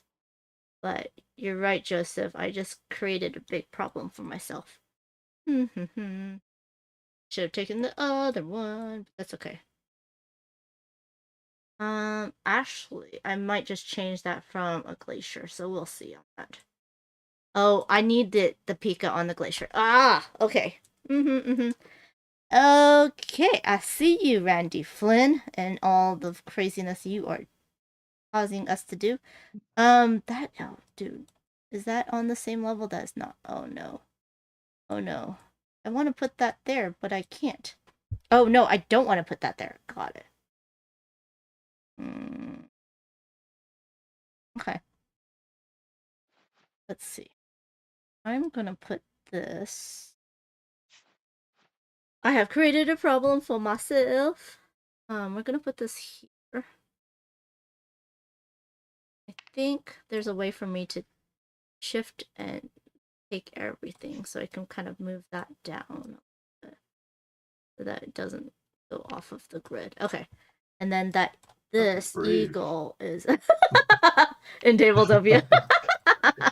In any of these tools, man. That's true. There you go. I need to go up. For your turn, we were halfway through. Yeah. Go up, up, up. nothing to help me fix that yet. Question is, do I really want to start another forest? I also got this tile's like a... Oh, I can raise that. But not yet. There's nothing worth doing that to yet. Maybe.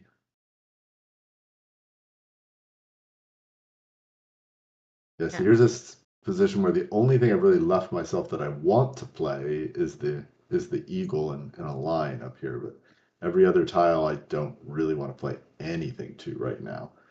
So I think because of that, I'm going to indeed start another forest. Do it here. That gives me it gives me flexibility to stack. That lake will probably go away. We'll see. Okay. Hello, Tom. I was giggling because Joseph's like, I usually love looking at Randy's glaciers mid-game. Makes me feel better about my board, but he's doing good. He's doing a good job right now. Okay. Oh, man. I think my eagles are okay. Yeah, my eagles are okay. My Pika's not having a good time. But I might not do a pair for the Pika because I might just be scoring, because this might be one whole corridor. I might try to make that a 3 level and just score as a level 3 in that corridor. Which might be good.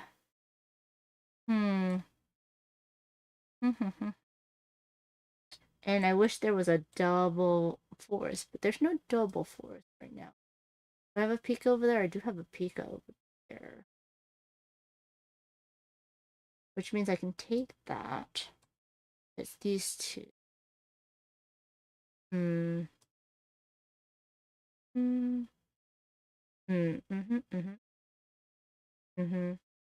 Then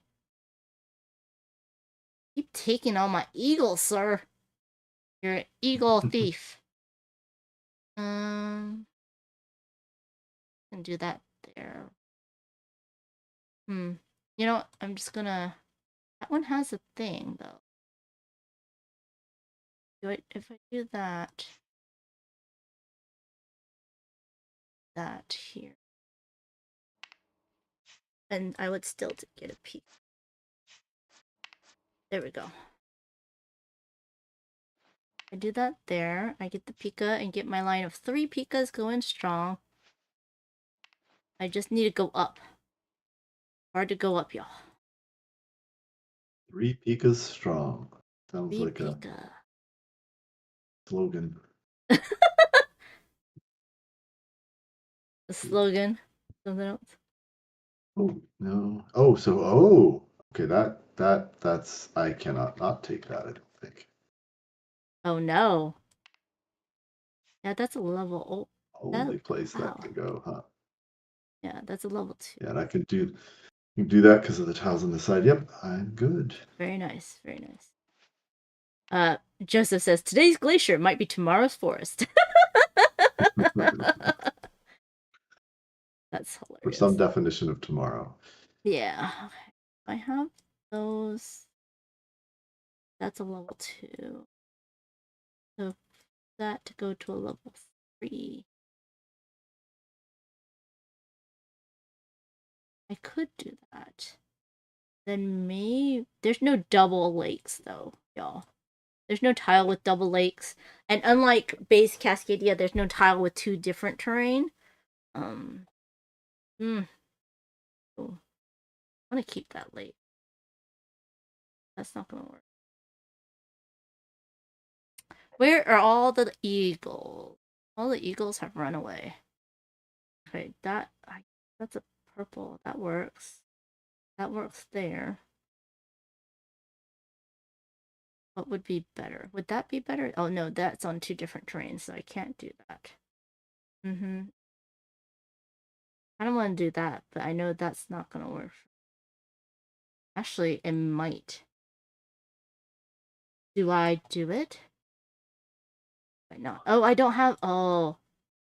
I would have to use a thing. Okay. Oof. Okay. We're gonna do this. I want to do something else, but we're gonna do this. And we'll put this here and get another nature token.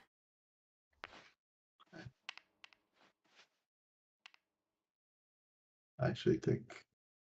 Let's see where we. Yep, that's good. Okay. He's gonna take the tile I want. I'd have to, probably. I'm gonna spend a nature token. Oh, the first nature token of the game. It is. Yeah, that's the one I wanted. Fun. I'm gonna take this and this. Why are you going after all my pikas? Hands off the pikas and the. That earns me a nature token. Yeah. And then I'm gonna play this, which will raise that up. Very nice. And you have 3 line of eagles. That's nice. I was gonna do that. 2 problems with 1 play. That was worth a nature token. That was. And I was gonna take that and maybe cover up that. But oh, triple. Oh. Sebastian says, I am an eagle. I don't think that's the same song that he's singing. I have one person rooting for me. Foglight's rooting for me.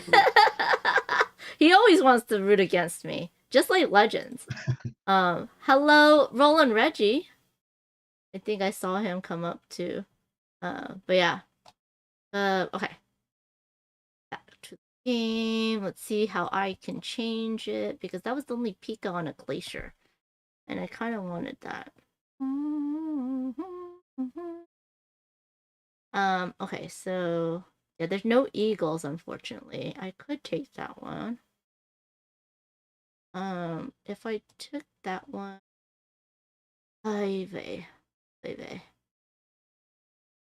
or do I do... oh, that's a Pika. Very, very nice. Just because I like Pika.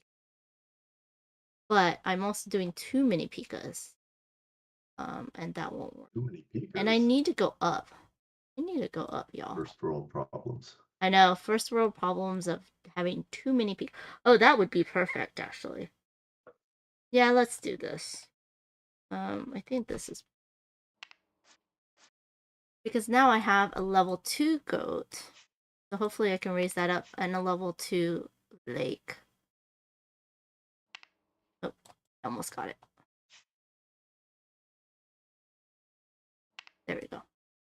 Oh man, now I'm like, no, I need it perfect. Oh, no. There we go. And then this will go here.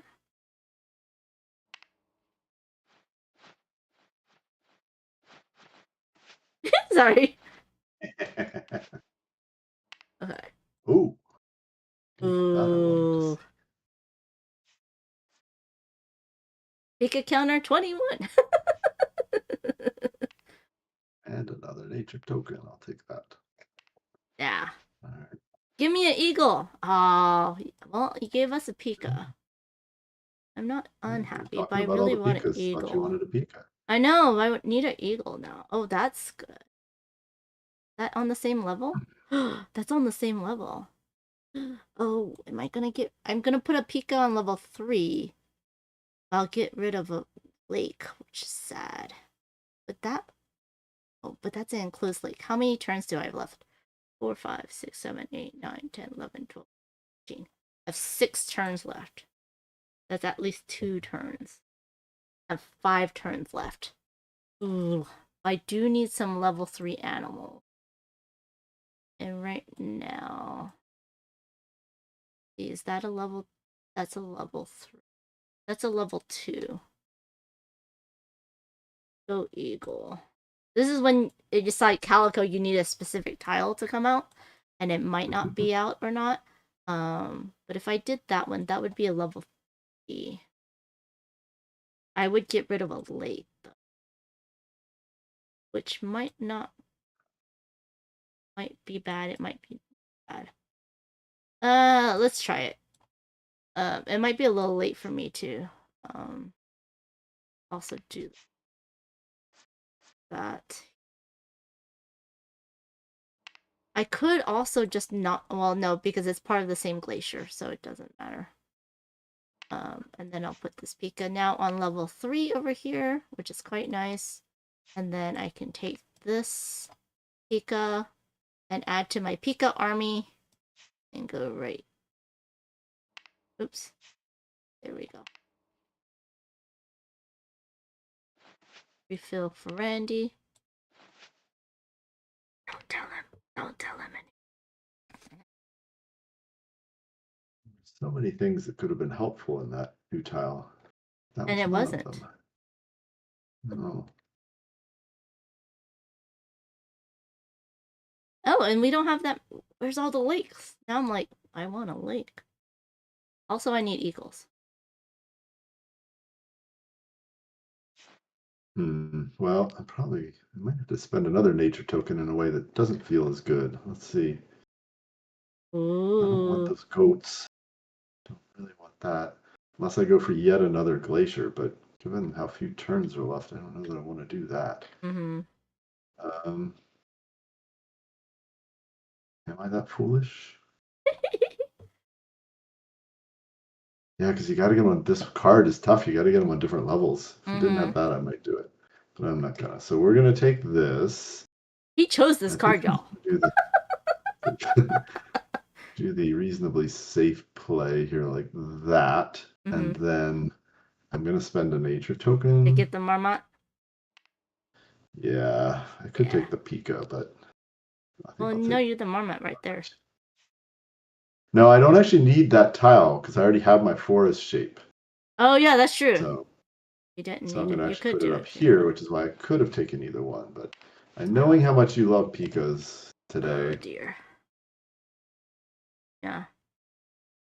Okay, so I have 5 more. Okay. I don't know if it's gonna come around, y'all. I don't know if what I need is gonna come around. And that's the scary part. But we will try it. And that's on the same level, right? Yeah, that's on the same level. Okay, so I'm gonna do this. And no one's hate drafted just yet. Oh, wait, hold on. I'm not sure? Right. oh! Mr. Randy Flynn! Okay, I'll fix that. I have a very difficult time thinking about my opponent's boards in a game like this and doing anything related to that. I know some people do. They love it. They really do.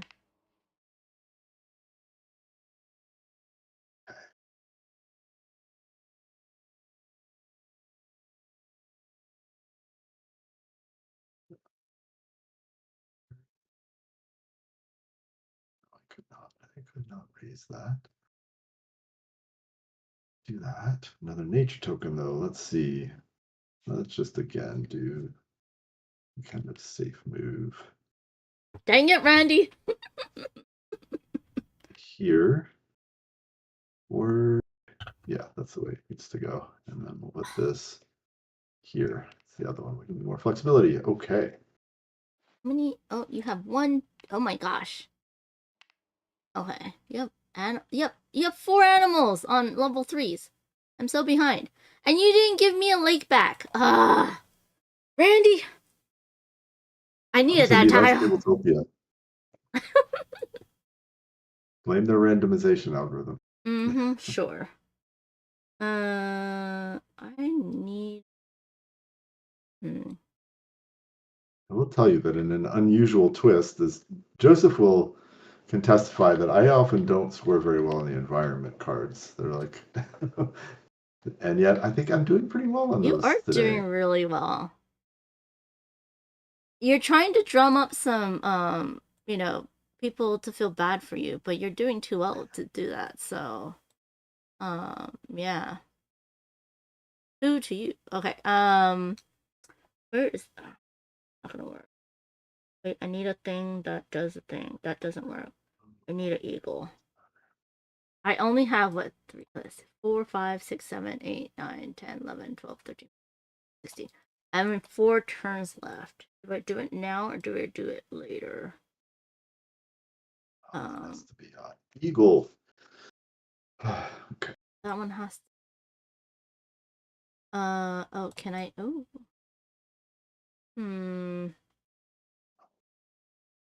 Oh my gosh, you really messed me up, sir. Congratulations. Do I do another? Or I can't. There's no eagles. I mean, okay, so what would give me more points? This one would give me 5 points. Yeah. I think I have to.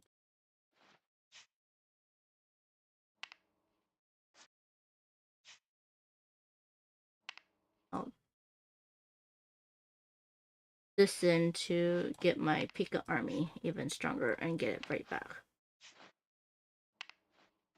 Look at this cute line of Pikas. There's a that lake is rude. If you had pulled an eagle out that time, I might have actually cheered. Let's see. I keep waiting for you to pull the eagle for me, but you don't. All right, so that would be good, but then I don't have any place for that goat. I really need an eagle. Am I going to do the thing I never like doing in a Cascadia game? I think I am. I am spending a nature token to wipe all 4 of these. Okay. Actually, yeah. So here we go. Come on. Come on. Oh, there you go. Go. Oh. Not on the tile I wanted it on, but I could take that tile and get another nature token. Why did I? Oh, but I know why I wanted the other one. I already have eagles on level 3, so I'm not too worried about that. Because I can either take this lake and build up my highest spot. I'll build up to level 3, or I can take this one here. Goodness, that's a difficult choice. I'm going to take this one. My camera back. Something reasonable. Okay, put that there. Take that eagle and put it here, and I will get the nature token. Okay. Yay! You didn't take the one I needed. Okay. Oh, there I put you a lake. Another lake. You have 2 lakes to choose from. I know. Oh, well. I mean, okay, I'm gonna take this one. And I'm gonna put this here because now it's on level 4. And then I get the eagle onto a meadow, which now I have an eagle in a meadow, a forest, and a glacier. And it breaks up my glaciers, which means now my Pikas also score on the glaciers. Yay! That was a nice draw. You did not take the one I needed. Yes! I wanted that one as well. I had a choice. And if you had left it, I would have taken it right now because it would have gone up here and replaced upped my lake and increased my eagle line to 5. I mean, you did that to me too. I wanted 2 tiles and you take the other one. Okay, so I can do something similar, but I lose the lake, which isn't surrounded, but probably would have been by the end of the game. That one's okay. Glaciers, I decided not to create another one. I've still got a glacier that needs work. I think both of us have left that one tile there for ages. Oh, it doesn't work for you because that's a cougar. That was like a goat or something. Yeah. You could put it right there. Yeah. You need a tile over here or over here, and then put that one. I know. I really do, but I also really need that eagle. Do I spend? Well, what I could do, okay, so here's the risk I'm going to take. I am indeed going to take this tile. I'm going to put it here, which is kind of useless, except it gives me opportunities to build up. And then I'm going to place the eagle where I need to finish this forest. Okay. I know there's cougars in this game. Okay, so 3, 4, 5, 6, 2 more to go. 15, 18. We only have 2 more turns. Those are level. This is level 4. I think 1, 2, 3. That's level 3. This is level 4. Okay. And then I just need to put one here.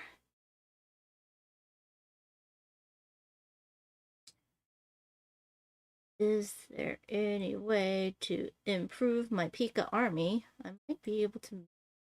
I only have 2 more turns, so I won't be able to improve my Pika army. I do need this eagle to finish off the second corridor of forests. So, but if I did this, then I might be able to surround a second lake that is at level the wrong level. Oh well. Just yeah. I have time. I'm gonna take this one. And then I'm gonna spend a thing and take the eagle, put it here, and get the nature token back. And then I'm gonna fix my little pile. Where was it? I was gonna put it here, huh? Because so I can get rid of them, but they were living. I don't want. Ironically, the one thing I don't want there is the marmot, and it's the one thing that is there. I mean, the marmot gives you a I can nature make that token. work, actually. Yeah, but I don't want to. Well, yeah. And you have 3 nature tokens, sir. What am I gonna do? I can get that and solve my problem just with the tile. Yeah. Okay, actually, this does work. So what I can do, play this here. Nice. Gets me a nature token. Gets me a nature token. Yeah. And then I play this here, which is, not the best play, but hey, it's what, 2 points, I think. Yeah. And I think this is my last turn. Yep. And welcome in, Surprise Bees. How are you doing?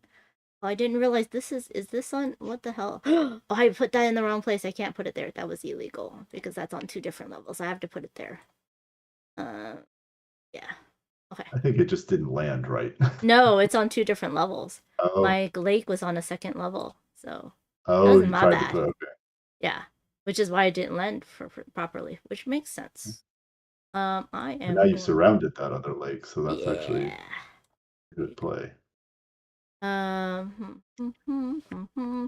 I have eagles in all 3. I have pikas in all 3.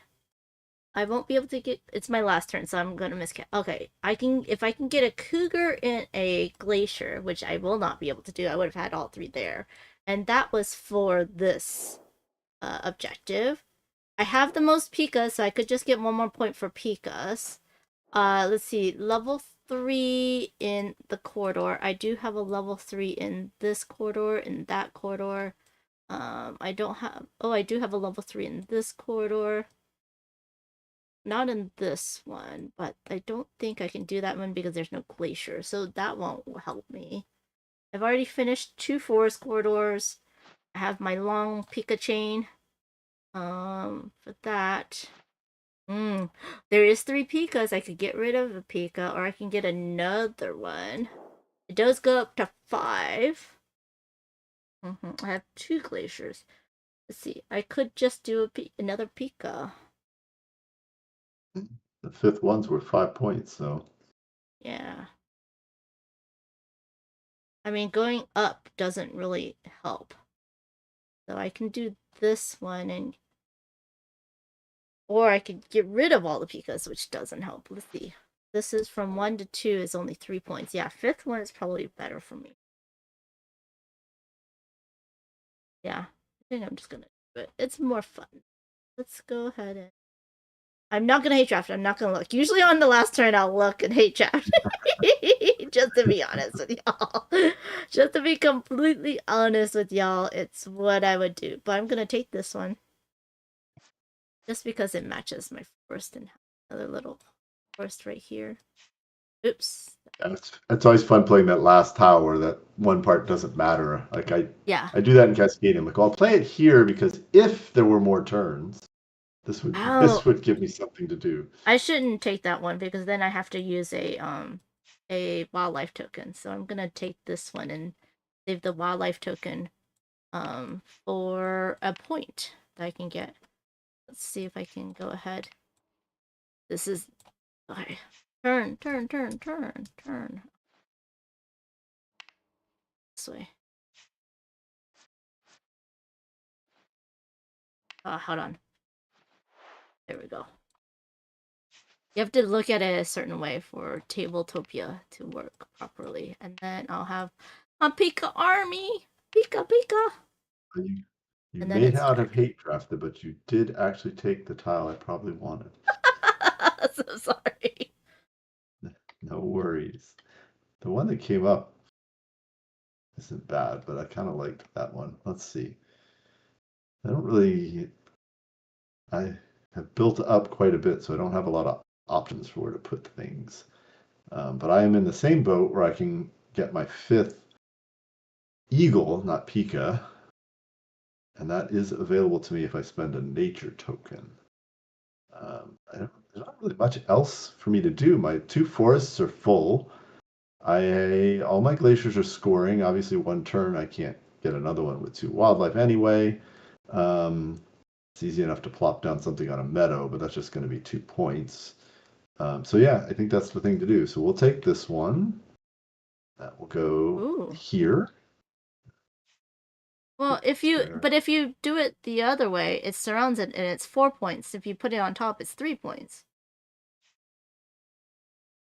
Yeah, it's actually a good point. Let me think about that. So, because if I put it here, I'm gonna so the oh, but that's 5 points. Right. Yeah. Yeah, that's 5 points for the eagle. You're right. I've only added 1 to my lake here. Yeah. By going up. But that's also basically 6 points. That's also a level 3. And it's 2 points for getting. Yeah. Although I'll get that either way, but still, I think that's better because. Yeah, 5 versus 3. Yeah, it's actually very close. Better. I think. Yeah. No, but I think the way you did it was better for sure. This is a bit of a mathy game. Nature token to do that. Yep. Okay. Should we score yours first? Up to you. Let's score yours first. Do this? Can you run the score pad so that I can show off what we're scoring on your tiles? Sure. Let's see here. Done this. Let me go into this camera view. Okay, so the forest. Forests. Let's see. Wait, I am red. Yes. How does this? Oh, I don't think I can. It says it's locked. Nope, you can if you let's see. You hover over it and you scroll wheel up or down. It does it. Or can you QE it? No, you can't QE it. Oh, yeah. Yeah, there you go. Okay. You did it. Cool. I just wanted to type. Okay. So I think I have 2 forests that are both have the full diamond shape. No. Oh yeah, because 1, 2, 3, 4 and 1, 2, 3, 4. He just messes with me with these 2 that are extra. So for forest, that would be that's the metal card. That is exactly 26 points, y'all. 26 points. Yep. All right, the next is the meadows. All right, so I have a 5 long for 19, and then I think a 1 for another 2, so. Correct. 21? Correct. All right. And now this is where we have to 3D it. The glaciers, you have this one for the goats. You have this one for the marmots. And then we're going to zoom in here, and you have this one for the pikas. So you have 3 of them. That's 20. Ooh, that's very good. Yeah. I think people like Joseph in chat and Molly are going, wait, where was this guy playing when we were playtesting? I don't remember him ever scoring like that. Okay, now we're going to look at lakes. This one is a level 2. It's not completely surrounded, so that's 2 points.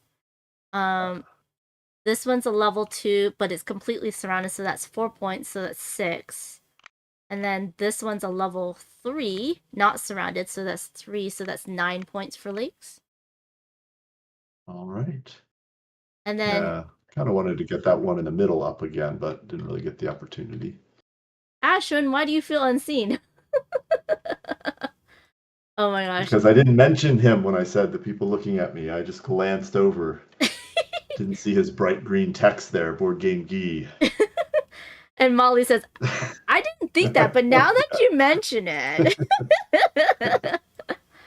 Okay. Should we score mine or should we go to your animals? Let's score yours. Okay. The first one was the forest. I have 2 full ones here and there. So I also get 26 points.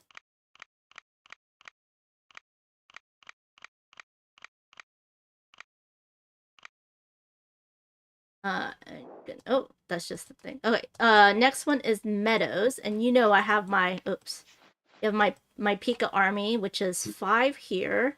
Plus I have a 2-point little cougar. Plus I have a 2-point little Pika. So 23. I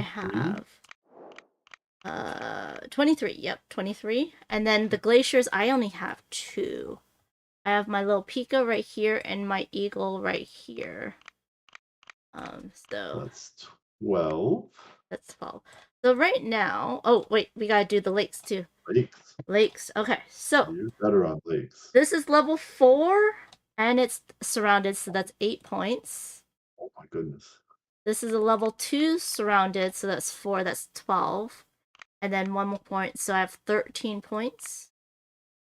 Yep. So let's do the summary real quick. Let's see.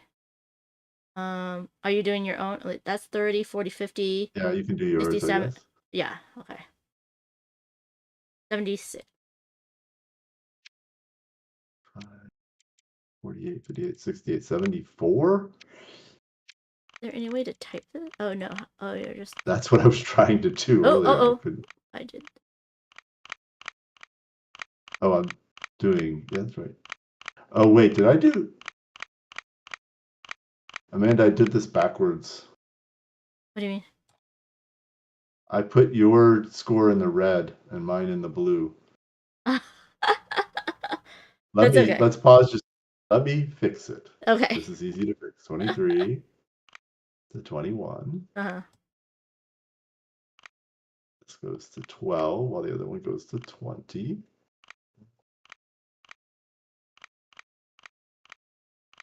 I thought it was doing so good.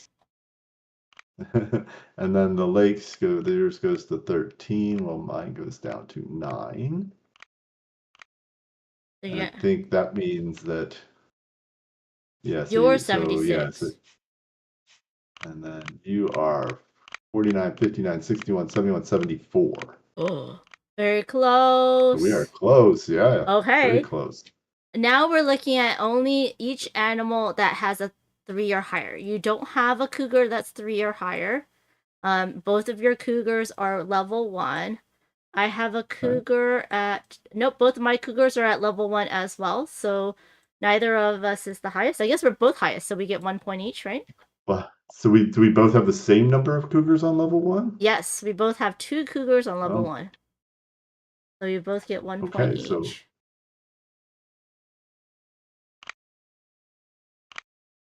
now your eagles, you do have this one at level 3 and this one at level 3, so that's and this one at level 3, so that's 6 points. Yep. 6 points for you. And then my eagles, I only have one at level 4.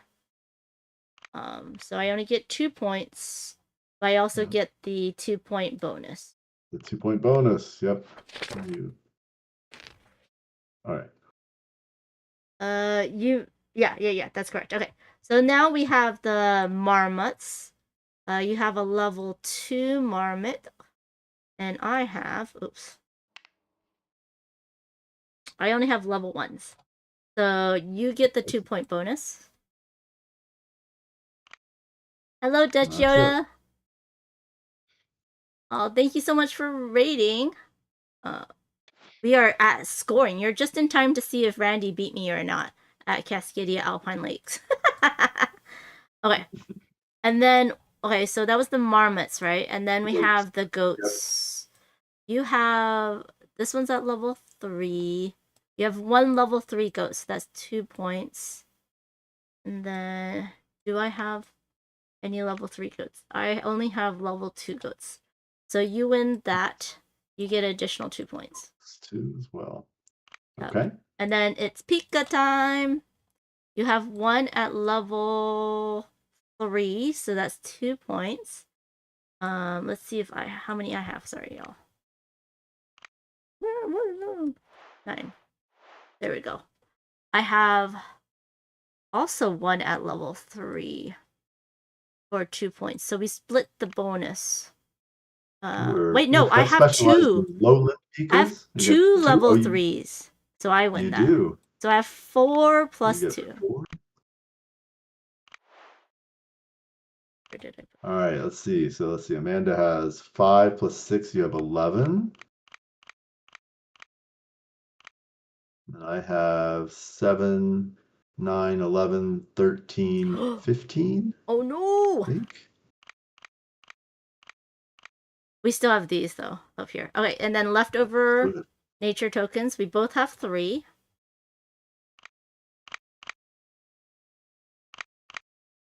Okay. So now this is where it goes. Wildlife for the most ones that you have. You have 5, 6, 7 eagles, right? So you get 7 points for 7 points. Yep. And then my Pika 6, 7, 8, 9. I have 9 Pikas. 9 Pikas. Ooh. All right, 9 for you. And then we have each wildlife type that's present in all 3 habitats. Your eagle doesn't work, your Pika doesn't work, your marmots work, so that is what? That's 2 points. 2 each, yeah. And then your goats don't work, so it's just 1. Yeah, because I had the only ones even eligible are my eagles and my marmots because they're the only ones on Meadow. So that's just the we decided just the marmots, right? Yeah, so you get 2 points. Yeah. 2 points for your marmots. And then I remember I had my Pikas are on all 3. My eagles are on all 3. And I think that's it. So I get 4 points. I'm catching up. And then lastly is lofty landscapes for each corridor that contains at least 1 level 3 hexagon. And we need to go to this view now. Let's see. So this corridor has 1. This corridor has 1. That corridor has 1. This corridor has 1. So that's 4. And then I already said that one because that one has 2. So we have 1, 2, 3. You have 4 corridors with at least 1 level 1. So that's 8 points. 8 points, all right. So let's look at mine. So I have 1, 2, 3. I only have. Yeah, that's 3. Okay. So I have 3, so that's 6. 6 points, all right. All right, Mine's so you have 9 plus 4. 19. I have 17. Yep. Okay. Here we go. It's the final tally. 20, 35, 111 for Randy Flynn, Mr. Randy Flynn. Double check my math. See if I can do this. Let's see here. 80, 91, oh, there we go. 94 plus 17 is 101, 111. Yes. I figured out how to do it. Wait, don't do that. I got it. I think you double count. I mean, you double click, and then you can. Oh wait, I did it too many. 100 and. Oh, you get that. Yeah, I remember there we that go. UI now. Okay. Okay. Now for me, that's 20, 30, 104, 107. Oh no! Yep. It was so close! Congratulations to Randy Flynn! That was a very close game, my friend. It's a 4-point difference. That was. Yeah. That was. we were close on in every segment. We were close. Like the difference in the game was the one I beat you by the most on, which was the wildlife score. Yeah. So. You've played these kind of games before. You and your Pika army did well. Me and my Pika army. Pika. Yeah, yes. Now has to be. Wait, how many did you end up with? 9? 4, 5, 6, 7, 8. 9. Yep, 9. 9 Pika strong. Yep, 9 Pika strong. Thank you for all the G's, everybody. Yeah, this is currently on Kickstarter. You can play it on Tabletopia as well. If you have a premium account, you can play it completely, a full game like we did. Or you can check it out for like 15 minutes and play around and see how all the different cards. Once again, thank you to Flatout Games for sponsoring, and thank you so much, Randy, for joining me. And thank you to like all you in the chat. It was so much fun. Joseph says, I think I saw Randy take 4 pine cones under the table. You're like a software engineer. Under what table? I know. Did you? There's no like. You can't flip It's the not table like- in Tabletopia. Yeah. Yeah, I did play this at 4-player twice, but we played it on a much harder rule. And yet, I have to say that Mr. John Clare got 90 points on the harder rule set, where you have to have like the whole surrounding of the 2 tiles. The 2 hexes has to be on the same level instead of just one side. So, I mean, that's absolutely crazy. I was like watching him play and I was like, oh my gosh, I had to take pictures and learn how he did that. He went up, y'all. He went up. But second place was only behind him by like 3 points, and he did not have any level 3s. So there's a way to, there's multiple strategies on how to play this game. Sir John Declare. Yeah.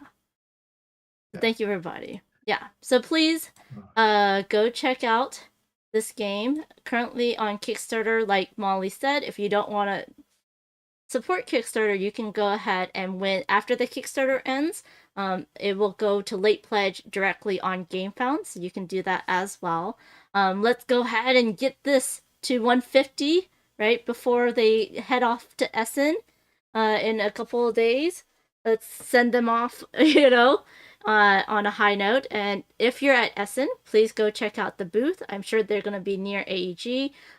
Go demo the game, and then you can back it after you play it if you really like it. And remember, there is an all-in pledge. You can also add their other games to your pledge as well if you're missing anything out of the collection. It's really nice to have all the Flatout games on your shelf because they're all the same size. The Cascadia, the Calico, the Verdant, the Fit to Print, all the same size box, which is amazing. And then all the Point Salad, the Point Universe is the same box. Propolis is the same box size as the Point Universe, So it's amazing. Yeah. What's not like to like? Yeah. Oh, actually, Molly says we're not actually that close to AEG at Essen. We're in Hall 5. Oh, demoing Alpine Lights, and AEG's in Hall 3. Oh, that's crazy. Usually they're together, so I was surprised. But yeah, there you go. Just check on the Essen app. We're gonna go over to here right now. Do y'all have any additional questions for Mr. Randy Flynn? If you see him at PAX Unplugged, stop him and yet go sign my shirt, sign my box, sign all of the things. Thank you so much, Amanda. It's been a lot of fun. It's nice, with all the development. It's nice to have a game where I'm like 90% focused on like actually playing well, rather than like development and paying attention to what everyone else is doing just to know what's going wrong or what's going well. It's like I don't get to focus on actually trying to score. Oh, that's awesome. Oh, CD, thank you so much for the raid. I forgot to shout out Dutch Shoda, who also raided. If you want more coffee and crowdfunding, go follow Dutch.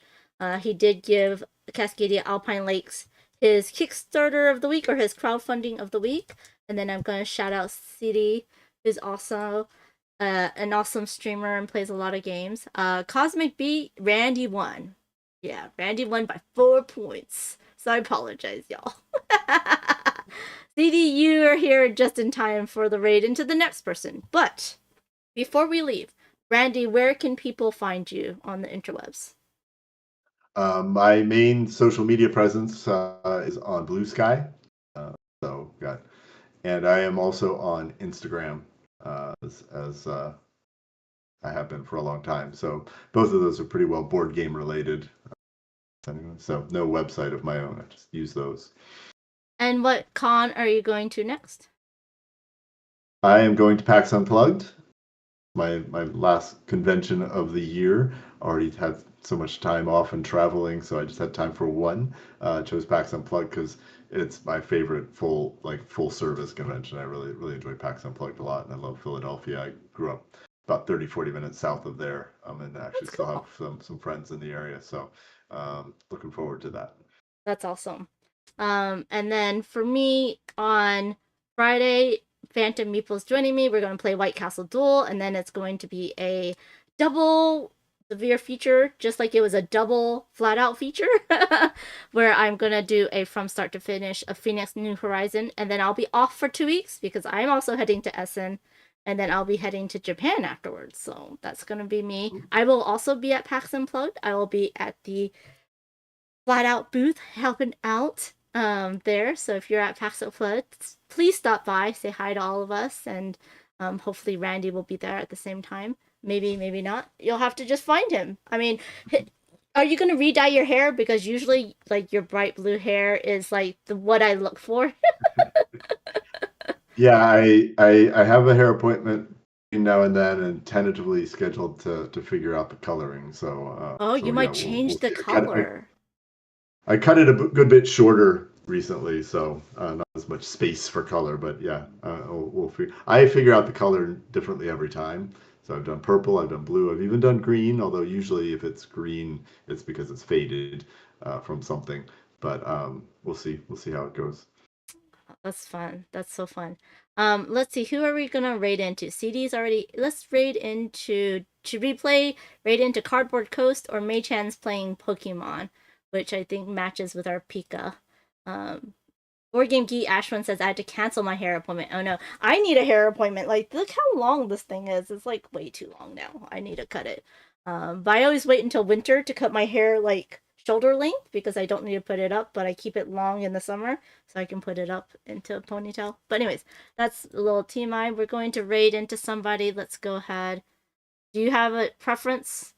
Should we raid into a Pokemon or should we raid into a board game?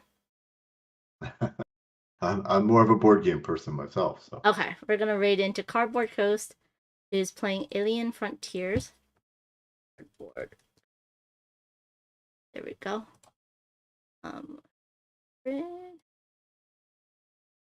And please use the raid command of your choice. Thank you everyone for who supported me and who supported Randy. Apologies. Yeah. Yes, Alien Frontiers is a big of a throwback. I will get Randy next time. We'll have to do a when the digital comes out, Randy. We're gonna have to do a another 2-player stream and see if I can get you back for that. Yes. Thank you. Yeah, there you go. Thank you everyone. Thank you Flatout. Thank you Randy. This has been so much fun. Please go check out the Kickstarter. Go say hi. Check out the booth. If you see them at any convention, and if you can get more friends into it, then we can maybe get another expansion. Who knows? And I hope you all have a wonderful rest of your week. Thank you, everybody. Bye now.